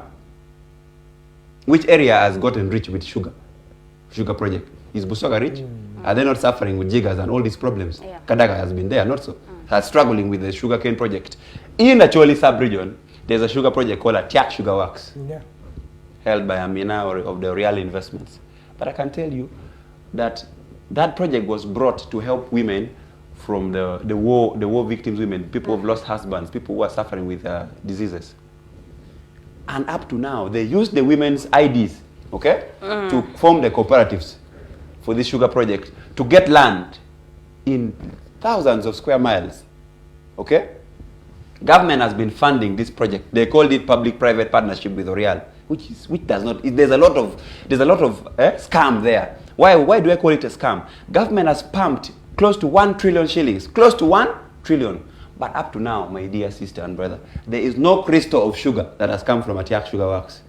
Every time they are supposed to produce sugar, you hear they burnt their sugar cane. You hear the burnt cane, blah, blah, blah. So there's a whole scam there. Why am I calling it a scam? Government cannot pump 1 trillion shillings and not crystal of sugar is there. The last time, the last time, have I not seen Atiak you've sugar seen Atiak sugar. The last time Atiak sugar was on the market, that the president went to commission, they had rebagged sugar from Kakira. Yes, I'm telling you. Yes, you saw, he's right. It's there. The Atiak had Atiak had rebagged sugar from Kakira, and even people. But these are Let me tell you, these are not theories. You're giving us theories. Intelligence officers from the Because I have SFC. seen Listen, Atiak sugar. even guys in SFC know about this fact. SFC is the one that protects the president. They know about this fact. These are facts. These are not. Wait, to come and commission, they had to. We will. Let me tell you. We will need another day. They bought from Atiak and they bought from Kakira and Rebat. We will need another day. We will need another day. We will need another day to unpack the Atiak sugar work scam. I will tell you this: the Atiak sugar work, in my thinking, in relation to the mineral resource, they have simply used that project. Government cannot pump 1 trillion, and they are not seeing anything out of it. They are simply seeing that they use that project to get the land, which they have gotten, because the land sits on large deposits of uranium. Okay, Ingini Olanya, someone is asking, have you tried to do research onto why this Balaalo, what is causing them to move from where they were to your Acholi region? Could it be the prolonged drought that that it is causing them to move? We need to know Acholi is a settler community, so... Let me give you an example. I have been working in Chirowura. I've been working in the President's District. I have seen, I'm doing a project, it's in the Kato Corridor. I've seen the problems these people undergo. The place is dry. I had literally been thinking that Western Uganda is very cold, but the place is dry. Actually, the north, as they say, that's why I told you there's a lot of PR campaign against the north, which has been right from primary. By the, I'll tell you that. It is not as they say. I've seen the dry spell in that side of the west, especially in Chirowura. But the president has been just making deliberate efforts that these people must also settle. Okay, the nomadic behavior must be stopped. But you see, these are not nomads. The Balaalo are not nomads. These Balaalos are not nomads. These Balaalo are land grabbers. Why do I call them land grabbers? Nomads simply come to your land, eat the grass and move. They move to the next. Nomads don't settle. Nomads move. Don't buy land, don't acquire land. Yes, these are not nomads. This is a systematic project. This is a crafted plan to invade Acholi. Let me give you an example. Who are the people who are owning Nakaseka district? Nakasongwala. It was part of Buganda, not so? Now, as we speak, Nakaseka, you cannot have a member of parliament who is in Buganda. Am I lying? This is a fact. That's why I call this cultural genocide. They come and overpower your people and sit on them and then submerge them. They swallow you up. So these guys are as bad as you see them. It's not fair. It's a honest conversation. You see, I have received threats on my life because of speaking on these things.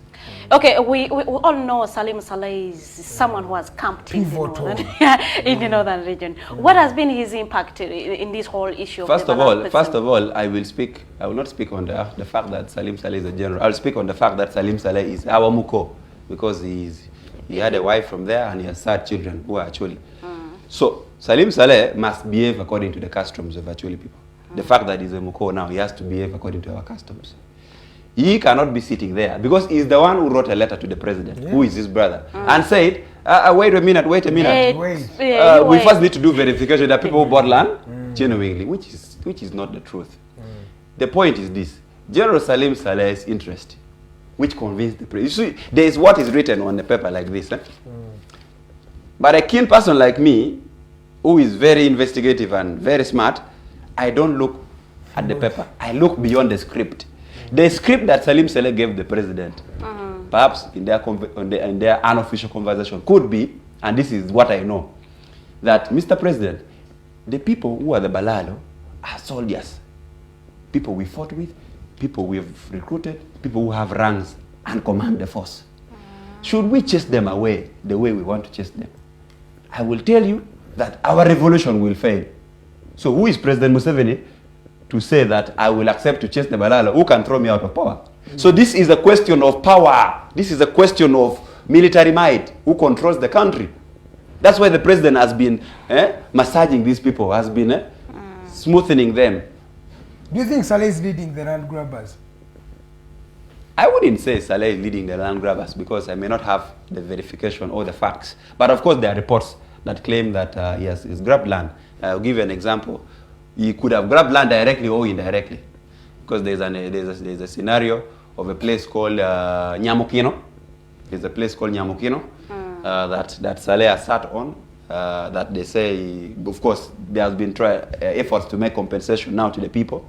Previously, it was land that when his wife died, people were making a lot of quarrels and all that the land was grabbed. It's in Nyamukino. But that is just one. There are other areas that he has been trying also to buy. I'm told in that area he wanted to compensate people at 400,000 per acre, which the traditional leadership refused. So that is what I've heard. Of course, there are other scenarios that you hear from people that Salim Saleh has been grabbing land here and there, but that is a clear-cut situation that people have complained on. Yeah. Okay, but finally the president has come out and he's saying whether you bought land or you have not bought land, or you fenced or you have not fenced land, all Balaalo are supposed to be living. If there is one thing... That is the latest he has made. When was that? Recently, I think it should be like yesterday if you read very well. If there is one thing that President Museveni has been trying, I'd say... No, this time around, let me tell whether you you bought, whether it's fenced or anything, I've given you 3 weeks to vacate the land. Are you happy with that? Let me tell you, that is not what is happening on ground. What is happening on ground is the RDC moving and saying, have you fenced your land? Okay, you've not fenced, move. That is what is happening on ground. But what I can tell you is this. President Museveni has not had goodwill with this Balaalo. He has been trying to play politics of convenience. On the Balaalo side, he fears that he will lose support from the military. On the Acholi side, or Northern Uganda side, because the Balaalo are also in West Nile and now. On the Northern Uganda side, the president is seeing the political home ground that he has gotten. And I can tell you, I can tell you that people of Northern Uganda voted President Museveni on the question of trust. Can we trust you with our land? Can we trust you with our people? Can we trust you with our life? Well, they just voted so with a lot, let me tell you, the questions that President Museveni has caused himself in the north now, I can tell you that to vote tomorrow, NRM will lose massively in Northern Uganda, President Museveni will lose his newly found love in Northern Uganda. That one I can tell you, I can bank it, I can put my life on it. President Museveni, as we stand now, has lost popularity. The NRM has lost popularity in Northern Uganda. Why? Because of this question that we're talking about. Because of the land issues. Because of so many things that have failed to fulfill. Including the Juba Accord. Because the people of war, the people who have gone through the war victims have not been handled. You saw them coming to Parliament to petition, the Speaker of Parliament. Yeah. It is just beginning. The debate we have started is steaming. Me, I am heading a resource think tank that is not only doing minerals. We can have, our platform is focusing on minerals because we think our people must know the value of land. Yeah. Don't sell land anyhow. Let me give you a scenario. Locals in Agago wanted to get certificate for that customary land. In thousands of hectares, they went to Ministry of Land and found that some mafia in Kampala had already gotten a title for their land. So you might be sitting in Acholi land, thinking this is your land, somebody has a title for it. That's how funny it is. That is how funny it is. That is why the mineral mafias are very closely interlinked with the Balaalo. All right, I heard one general say that if you want to say that Museveni is serious, he will not write. If he is serious on an issue, he will not write. He will go into the camera and give an order. So now here we can determine whether he's serious on the Balaalo question or not. Definitely, President Museveni is not serious on the Balaalo. I have a question from some guy called Dennis. He says, could you list some characteristics of the Balaalo? Which language do they speak, such that we can trace them where they are coming from? Maybe to respond to that, when the last time the president went to Northern Uganda and had a meeting in Okidi, they brought to the president's attention 3 passports, Rwandese passports from the Balaalo that got lost within that entire meeting. So it clearly tells you that majority of the people are from Rwanda. And they speak Rwandese, Kinyarwanda and the likes. Okay. Because there's also a difference. People, you see, I only learned this. I thought every person from Ankole is a Munyankole. Not until I went to Chiruora and I learned there's the Banyankole, the Bachiga, the Bahima. So there's so those are the things that people also need to integrate. Because there are people who are being crucified for no reason. Yes. And that I've seen. I told these people one time I was in Gulu and a woman refused to sell me airtime. And Why? she said, I cannot sell you guys like you, people like you. Now that tells you the anger in the public. That's why I was advocating. People like me. That's why I was saying, if President Museveni, it was very racist, very bad. If President Museveni, and she felt comfortable doing it. If President Museveni sits comfortably and says Uganda is okay, then I will tell you Uganda is sitting on a time bomb. Yeah. Worst of all, for a sub-region like Acholi that has gone through war and you're trying to provoke public anger People had come, people had sort of started to get to him. Olanya, I want you just to maybe answer this. Have you tried to address these folks that are bringing, because even though you're talking about the Balaalo, this Balaalo cannot come out of the blue. They are working with people from your own people. Is there a way you are trying to talk to these people, or how are you addressing the fact that the local leaders are actually selling the land? So if this person says, I've bought the land, it's there is evidence. True. They have sold it. One, that's why I said this is systematic. This is a long-term genocide. This is a long-term plan. If you don't have a lens, a good lens to see beyond the headlines, you will not see. I told you clearly, 20 plus years in war. You saw the war victims not compensated. The Juba Code was never put into implementation. We were forcefully put into concentration camps. No one wanted to be in IDP camps. That was intended by the regime to destroy the family fabric. People don't respect now parents. People don't respect their leaders. That was the purpose. They thought it would be an easy way to destroy the fabric. Then in the concentration camps, you saw what happened. We would lose people in millions, in thousands. So it was a bad situation. Now, people come out of the camps with that trauma. What do you do about it? You basically do nothing to rehabilitate them. The projects that you bring are all looted. PRDP funds, you saw what Amam Babazi and these people did. You saw what NUSAF did. Recently, there's a project for NUSAF that NUSAF is funding. Is called Inspire Africa in Northern Uganda. They were saying, you saw what Parliament was investigating, that they gave them, they gave them 2 billion, and the 2 billion they are budgeting to teach us how to drink coffee. First, you smell coffee. 2 billion. What kind of scam is this? What kind of? You see, this government has gone through certain stages, and they have agreed that things like this we can accept. Things like corruption and stealing we can accept. And let me tell you, government of Uganda has gone to a level whereby if you steal in big number, it's okay, in big amount. Another question. So maybe before you go that question, people are being manipulated because the government has created situations and scenarios for them to be manipulated. They have created this desperation. The poverty that, the actual poverty that we see, that people go through in Northern Uganda was created by the government. Okay. Do the Balaalo acquire land legitimately, or they just occupy with impunity? What I can tell you is this. Whatever the Balaalo acquired in Northern Uganda, they will not get away with it. It's not legitimate. It's not legitimate. The law is clear. Customary land is not for sale. If you've bought, it is. You bought air. And then the only thing that they should know is this. If they see people still looking on them, let them know that people are not looking and they're keeping quiet. People are looking and they're like, okay, time will come. And let me tell you, when you buy land, you don't carry the land away. The land will remain there. Let me ask you an example, a question. If a Balaalo dies, do they bury them in Acholi land? They will not accept to be buried there. They will be taken back to their homeland. So we are very certain. Actually, the people of Acholi are saying, no problem, time is on our side. No problem, time is on our side. So, for us, for President Museveni to solve this problem, he needs to be very honest. For Saleh, General Saleh, he needs to be honest. First of all, as a Muko. Not as General Saleh, he needs to be honest as a Muko. Because it's family. Yes, because there are even sentiments of people, especially some members of parliament, who are saying General Saleh should be dismissed from Acholi. He should be dethroned of his title of Muko, because there are cultural rights that can be done traditionally.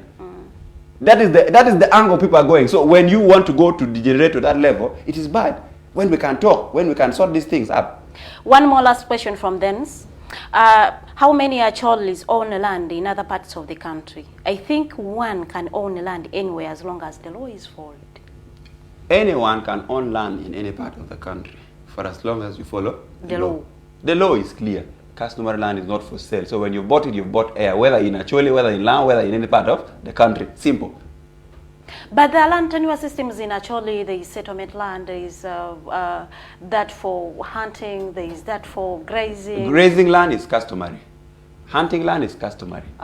Yes. I may have my 2 acres of land, that is private. I might have a plot in town, that is private, I can sell. But the one for the community, the communal land, the hunting grounds, the grazing grounds, you can't sell them. But don't you think this is disuniting Ugandans? The campaign you're trying to, yes, preserve the Acholi land, but aren't you thinking that you're, parting Ugandans? First of all, the people pushing the narrative that it is the tribalistic narrative are more are of pushing it. division, Listen, not are pushing it without contextualizing the whole point. I gave you scenarios. I gave you the Nakaseke scenario. Yes. I gave you the Nakasongola scenario. Because it's a global country now. Listen. Even a white folk can come from France and procure land in Uganda because it's a global village today. Yes. So I was thinking. So let me ask you. Let me ask you. Let me ask you a question. Aren't you dividing Uganda? Let me ask you a question. To an extent of saying, I want to ask you a question. We can even dethrone I want this to ask you a question. I want to ask you a question. Have you ever seen anybody moving from Lao sub-region going to buy square miles in Ankole? Just answer that question. I have not met one. Thank you. Personally. Thank you. Why? Why are they not buying? Why are they not buying square miles? Are there no square miles in Ankole? They're there. Thank you. But it does not mean, me not knowing does not mean they are not actually there. I just don't have evidence. So I'm a journalist and my words will be used against me. But they should be. I'm thinking a Ugandan is allowed to occupy any piece of Uganda. You're allowed to settle in any That is part what I've of said. this You are allowed to settle in any part of the country, but settle within the law. Simple. Settle within the law. I was not there in the Constituency Assembly when they were making this 1995 Constitution. But we found it there. We're using it. For as long as the Land Act has not been amended, it stands as it is. If you bought communal land, bought customary land, you bought air. If you're not chased now, you will still go. Time is just a matter of time. So if Balaalo, perhaps, if I'm to give an advice to the Balaalo, if they really wanted that land, they should go to Parliament, and because they have the majority MPs in NRM, they should go to Parliament and maybe try to amend the Land Act. That is the only thing. But it is clear. In Buganda, you have the land tenure system. It is separate, not so? So it's just a question of the law. Okay, so maybe another question. We've heard General Saleh is the custodian of the Balaalo. Have you tried engaging him? General Saleh has had several meetings with people in the Balaalo thing. He has had several meetings. I have not personally engaged him, but he has had several meetings. But I've written my opinion. He's read. He has had several engagements with the people on the Balaalo. And what has Chief Justice Owiny Dolo in his capacity done about that Balaalo question? First of all, Owiny Dolo has made it clear that he's not speaking as the CJ. Before you become a member of parliament, you're from some mother, you're from some village, you're from some tribe. Owiny Dolo is speaking as a kinsman of the Acholi tribe. He's speaking as an Acholi person. You get it? So the positions have to be. I saw some Kazo MP illiterately trying to say that CJ is not fit to be a CJ of the country. That now tells you the arrogance at which some people behave. Okay? they think they own this country. Okay? And I can tell you clearly, you see, the CJ cannot be dismissed until it's within the law, until his term is done, his contract is done. He will serve until his contract is done. So that one should just stop dreaming. That Council MP should just stop dreaming. Yes. Opinions about stuff. Yes. It is okay for someone to have his own opinions, and maybe they had reasons to bank. Oh, definitely. I wanted us to talk more also into the oil because our discussion also went into the oil in regards to the Balaalo. I think we've tried to exhaust it because the oil debate is something that I've also interested myself in, because I think there's a lot of opaqueness and also shroudness in the oil industry. I can tell you this, in Acholi sub-region, we have oil in Noya, which is in Acholi sub-region, Noya district. But previously, Noya was part of Amoro district. Amoro district has a PA. PA has been having issues, not so? Yeah. We had Ministry of Energy officials paying for radio talk shows in Northern Uganda, and they clearly said there's intense exploration in the areas of Amoro. I can tell you clearly, and you can mark my word, it's on record, that the only way the problems of APA will stop is when government now officially accepts and says, okay, fine, there's oil in APA. Because now, people will then have, okay, fine, the compensation will begin. People will because they've not mentioned They have refused to mention it because they still want the mafias to get their shares of the land. Okay. If you go to APA, you will find Acholis, you'll find Lango, you'll find Baganda, you'll find Banyarwanda, you'll find every tribe from Africa almost. It's a big land. APA actually is fit to be declared our own district. If it was in Western Uganda, it will be a district. It's a big land. So, but whenever there is an attack, they'll only kill Acholis because the Acholis are the majority there. So that is what I wanted to respond on the issue of APA. Some time back, the traditional leader, the paramount chief of Acholi, Roronende Virachana, decided to walk. He tried to show a solidarity walk. I think you saw that. Yeah. He was trying to send a signal that we are tired of this kind of killings, because Every time you do it, every time there is something, every time you stay for a week, there's a problem in Apa. You stay for a week, so you ask yourself a question: what is it so special that has failed Museveni to stop? Wait, what do you mean? A simple war in a small area. What do you mean they are killing people in Apa? People are killed. Under what circumstances? They come to your area and kill you. Simple.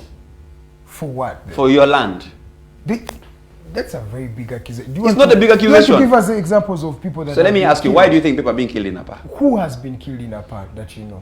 People have been killed in Apa. The records have even been documented by UN Human Rights. The records, you just go to the media archives, you will find as much abundance as possible. If you want a list, I can provide for you a list of people killed in Apa. Yeah, I can provide that for you. Early this year, in March, we saw women undressing because of land in Apa. So the problem of Apa, in my philosophical thinking and my expertise thinking in the field of mineral wealth, the issue of Apa is just minerals. Because of the oil. Apa has the biggest oil deposit in Africa, almost, because the oil flows right from South Sudan. I worked in South Sudan oil field. I know the kind of data I accessed, so I know what I'm saying. So what is data that I access that some people in government don't know? So I can tell you authoritatively that Apa is sitting on oil. That is the biggest chaos why you see in Apa. Apa has gold, Apa has mercury. Actually, Apa is one of the richest areas in mineral in Acholi and in Uganda. And why that is why the Apa problem will never be solved. For as long as Museveni and his people don't accept that let's end this thing once and for all. What you ask yourself, what is it so special that Museveni cannot stop in Apa? Why? Why Apa? Every time people have been killed, people have been maimed, people have been displaced. It is a bad situation because of the minerals, because of the wealth in Apa. They don't want to be clear about it. They don't want to be honest about it. What does this make of our government? If you know there is... The government is not honest. The government is not honest. They're not honest. They're not trustworthy. They want to censor information on everything almost. Because Ugandans don't know these things. Yes, that is the fact. Let them come and we can challenge ourselves on facts. We can, if government says that what I'm saying is wrong, let them come with their team. I come with my team. We go with their equipment. I pick my equipment. We go test, pick samples and test in the labs. I am willing to do that because I have the capacity, technically. That is what I'm challenging them. We called Ministry of Energy officials. They were just there clamoring. They were murmuring in Gulu. We have the stories. We have the things. So I can tell you this. When we tasked PAO, Petroleum Authority officials, to explain what percentage of oil is in Acholi, we were giving them a bait. That we want them to first give us what they have. And you know what they said? They sent 3 people. Their director sent 3 people. The head of legal was there. The head of production and facilities was there. And they said Acholi has only 28% of oil, which is wrong. The facts are this. Acholi has the largest percent of oil in this entire oil industry, with 60%. Because every the oil wells that were bought by Total from Heritage were in Acholi. Actually are in Acholi up to now. They just coined the name Chilenga. They are now trying to remove the other Acholi names that were in the oil fields, like Liech to mean elephant, Jobi to mean buffalo, like Ri, okay? They're trying to run away from that to mean giraffe. So they don't even want now to use the Acholi names of the oil wells. And Acholi has 14 financially viable oil wells. Oil wells that are wet, that can be easily extracted and make economic sense for the country. Bunyoro has how many? 6. So they have created a way. They're drilling from Acholi, from Noya, and they've created tunnels going to Bulisa. And every infrastructure of the oil sector is going to Bulisa. It's going to Oima. It's already going. It's already undergoing. Extracting the oil. What is happening? They have already constructed the things.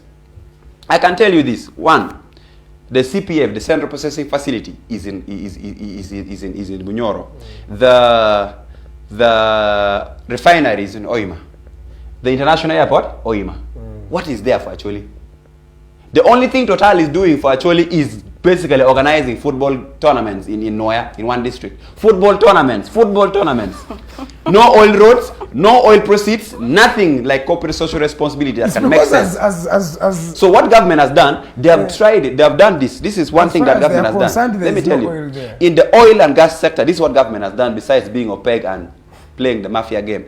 Government has decided to fight what Honorable Fungaro called the I war. You don't see it, but they're fighting. They war on information, censorship. They told us, they told the country, they branded this oil, Bunyoro oil. Yeah. Oima is the oil city. Where is the oil in Oima? Compared to the one in Noya. Bulisa is the oil district. Where is the oil in Bulisa compared to the one of Noya? I can tell you, we are going to challenge government, and we are going to do it even in the international courts of arbitration where government is signatory. We are going to challenge them on grounds that they will come to renegotiate, because we think the question of oil, the debate on oil, must be brought back. They have completely. You don't hear anyone talking about oil in Acholi. It's a campaign. We are very busy. We are very busy with Balaalo, with Karamajongs, with elephants straying in the parks. And I think all these are intended chaos. APA comes. So Acholi is like at the center. Then here from left there's the Karamajongs raiding us from this side. And the Karamajongs of this year, well, they are not just normal Karamajongs. They would raid the cattle and even rape women, which is something they've never done previously. So it looks like also the Karamajongs are also being sent. Then after Karamajongs have left, the elephants are there. And I'm doing biodiversity investigation on the relations why elephants are now straying up to the extent they're coming to. Apa, after a week or two, apa. Then here, Balaalo. So all this is meant to shape away the Acholi narrative that, please don't think about the real issue. The real issue is minerals. We are being distracted from the real conversation as Acholi people or as Northern Uganda people. We started the discussion on minerals. Now the generals are panicking. Now the tables are shaking. Oh. That is what I can tell you. So that required a philosophical thinking. That required somebody to see from outside and say, don't make a comment on the Balaalo. I never made comments on the Balaalo. I sat back with my team to investigate. Why are they coming? Why are all these things happening? I mean, why? Let's look. Wait a minute. What is exactly asking those difficult, uncomfortable questions that requires someone to give time to think? Okay. So, on the question of oil, that debate must be brought. The government, first of all, must be transparent and sincere, so that the Acholi people must have a clear share of their oil. The equitability must be there. The debate, it must be transparent. You see the way they play the cards. They try as much as possible not for anyone to have a discussion on oil. Not until we brought it back. Now we can see Ministry of Energy officials running. Yesterday there was a conference on atomic energy in Northern Uganda. They had never done it. Who has ever heard about Atomic Council of Uganda? Even you in Kampala, you might have not heard. But because we are pressuring, we have started a heated debate. Now Ministry of Energy is trying to make its presence felt in Northern Uganda. Officials from Petroleum Authority are calling, saying they want to take us for a field trip. Why couldn't they take the leadership from Acholi for a field trip in the oil field to see what is happening? They can take care of Buganda. Surprisingly, was taken. But Buganda has no oil wells. Am I lying? Buganda has no oil wells. No, So it tells you the kind of attitude that government has towards the people of Acholi on the issue of mineral wealth, especially oil. Oil is a big stake, and oil can fuel a lot of chaos. And they're the biggest stakeholders. Yes, government must recognize that actually people have the biggest deposits of oil, and that is a fact. And it's there. And we're going to challenge them on that, and we're doing it. So I can tell you, the shroudedness, the syndicate by the oil or the mineral mafias to degenerate the actually people from the real debate is not going to be allowed, because right-thinking, young, actually intelligent fellows are also there. And this think tank is, by the way, welcoming a lot more young people. And I've done it deliberately because I know if you tell a young man, do a research on this, we need results in the next 2 hours, he will see it. Yeah. And I cannot bank on the generation that I see already phasing out. We are banking on the young, actually, generation. We're calling ourselves the new breed and brand of leadership. Let me ask you this. If all goes like it has been going, the Balaalo are still here, the oil deposits people are still being blurry about it, what next for the Acholi region? What do we do then? Maybe before we go to that, I wanted to raise some environmental concerns. All of you have been hearing about the EACOP, Stop EACOP campaign, the European Union issuing European Union Parliament issuing a declaration, passing a motion that the EACOP project must not push on. I took an interest because I worked in South Sudan oil field in a place called Unity State, Rupkona. In Rupkona, when you see the impacts of the oil and gas exploration, it hurts you. Water mixed with oil, and the waste is not being managed well. It ends up, you'll see fish dead. You have to see those videos. Yes, fish in the whole floating. place dead, and then people still eat the fish. They go through these problems. over time they have generated into genetic Cancers. mutation. Yeah. When you have genetic mutation, you give birth to a child that has no ear, might be missing an eye, a nose. That's the kind of problem that you see in Rupkwana. When I came back to Northern Uganda, when I returned, after those 4 months in South Sudan, I was interested in environmental concerns as well. And the biodiversity arrangements, the human to animal interrelations. Number one, I learned that up to now, actually just last week, a woman was killed by elephants from the Makisho National Park, because that's where the exploration is. What is happening in the park is this. I read the Tilenga project biodiversity report. When you read the biodiversity report, you clearly tell that it is not comprehensive enough to cover for what relation, how they're going to manage the conflicts between animals and humans. People are being killed by elephants on a weekly basis in Noya, and they're about to live with that problem for the rest of their life, because that exploration is going to last for over 40 years. After the exploration, it will not be easy to still sort the biosphere, okay?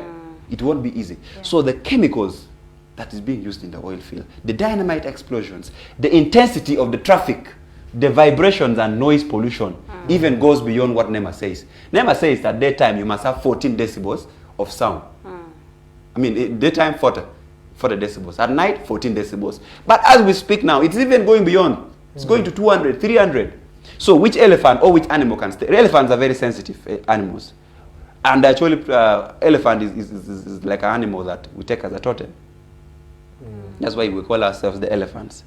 So the elephants are killing people. They're straying into people's crops. It is happening every week. You hear reports that old woman died because Total is looking at profits, because government is simply not paying a ear, giving an attention. We raised this matter to PAO. The head of legal arrogantly responded to us, and we're like, okay, no problem. We left it at that. We're saying no problem. After this conference, you will see what it means to raise issues and for you to silence the issues. We are going to raise this matter at different forums, including UN environment programs, including European Union environment programs, so that if EU is indeed interested in the environmental concern, this is one of them already, the biodiversity, the interrelations between the animals and the people. That is one. Two, waste management. When Total bought the oil fields from Heritage had deposited problems, mud cuttings from the petroleum fields into some gentleman's farm, the farm of a gentleman called Olanya Douglas in Noya, in Porong. Now that man has been having problems with these people. It is over 10, 15 years now. When people raised the concerns, these guys came and removed the mud. They came and started to remove the what? The mud cuttings. Total now came and removed the mud cuttings, took it to their treatment facility where EnviroSurf is handling. But you see, I came with a different lens and I asked questions and I went to do investigations. Now my interest was to pick samples for soil, blood samples and urine samples from human beings and animals to investigate if there are indeed traces of heavy metals within the bloodstream. And clearly the preliminary result shows traces of heavy metals that could have gotten into the bloodstreams through the food chain. Yes. Because these things were poured in the garden. Yeah. So you would have eaten cassava from that garden, you would have eaten food from products from that garden. Even in Kampala, it would have ended in your food chain. So every person has to worry. But when I raised the matter, the guy at Petroleum Authority said, I'm just an alarmist. I said, okay. I asked him, I said, can you bring data that government has from the government, from the investigation, from the government analytical lab? And when did you do it? They did these things just 1 year after this matter of Olwech was raised. But for the investigation to make sense, you do it periodically after certain stages, because now you would expect issues of leaching to have happened, issues of seepage of the waste to have gone into the soil, because these guys did not even have any covering. They simply poured straight in the soil. So when we raised that matter, they went mute. Actually, General Salim Saleh should interest himself in this, because he's a resident of Noya. He could have actually landed himself in trouble because of eating food from this contaminated food chain. So those are the concerns we're raising. Yeah, but what next for all these crises that we're having in your part of the country? What next is, number one, actually people have to organize themselves to sort, one, the leadership question that stands. I think, and I authoritatively say, the new breed and brand of leaders, the young people who have some level of exposure, who have some education, who have some knowledge about how things are moving, should galvanize together, form synergies, and do something about what is happening in the region in terms of leadership. 2, I think the people of Acholi should embolden their trust and firm support on the traditional leadership. In the event that you have a lacking traditional leadership, you will have problems. Because our leadership is not as firm as other parts of the country that have not been through war. Yeah. Okay?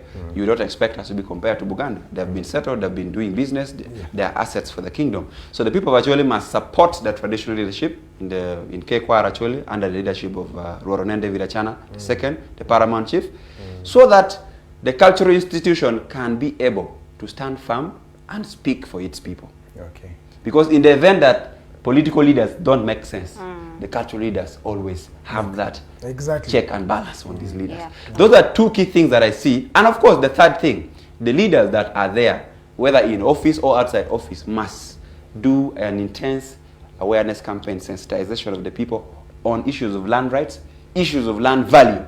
You don't sell your land anyhow. Because land is the only resource that actually have, and actually need to know that we only don't have land on the surface. We also have minerals under the land. That is wealth. And I end by saying, Acholi is not as poor as they make it to sound. It is just a mindset war. It's a mindset game. Just like in primary, they teach you and say, Acholi is semi-arid. Is Acholi semi-arid? Why are the Balaalo going there with their cattle? Because the place is green. They also used to make a statement about Karamajongs to develop for something. So they say we are semi-desert, but we are not semi-desert as they said. So all these campaigns need to be handled amicably. Those are so 3 key areas. Teachers lied. It's a lie. It's a lie. You can visit. Please come and visit. Those are cultural Please come and visit. stereotypes that people have believed to be true. Yeah. Because remember those statements you used to make in primary, you shall do this until Karamajong develops. What do you mean by that? Thank you so much, Mr. Olanya, for coming through, and of course for always giving us these wonderful insights.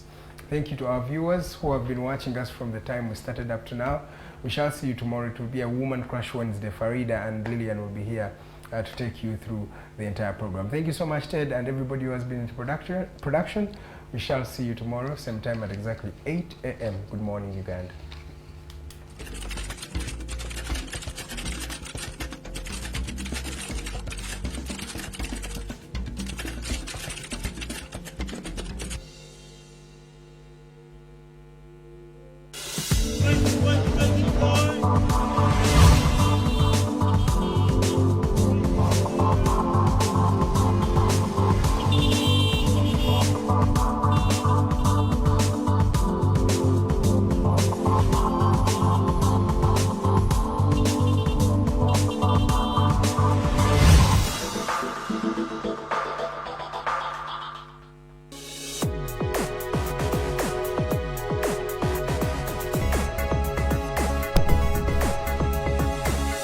The alternative Digitalk. Real issues, real talk.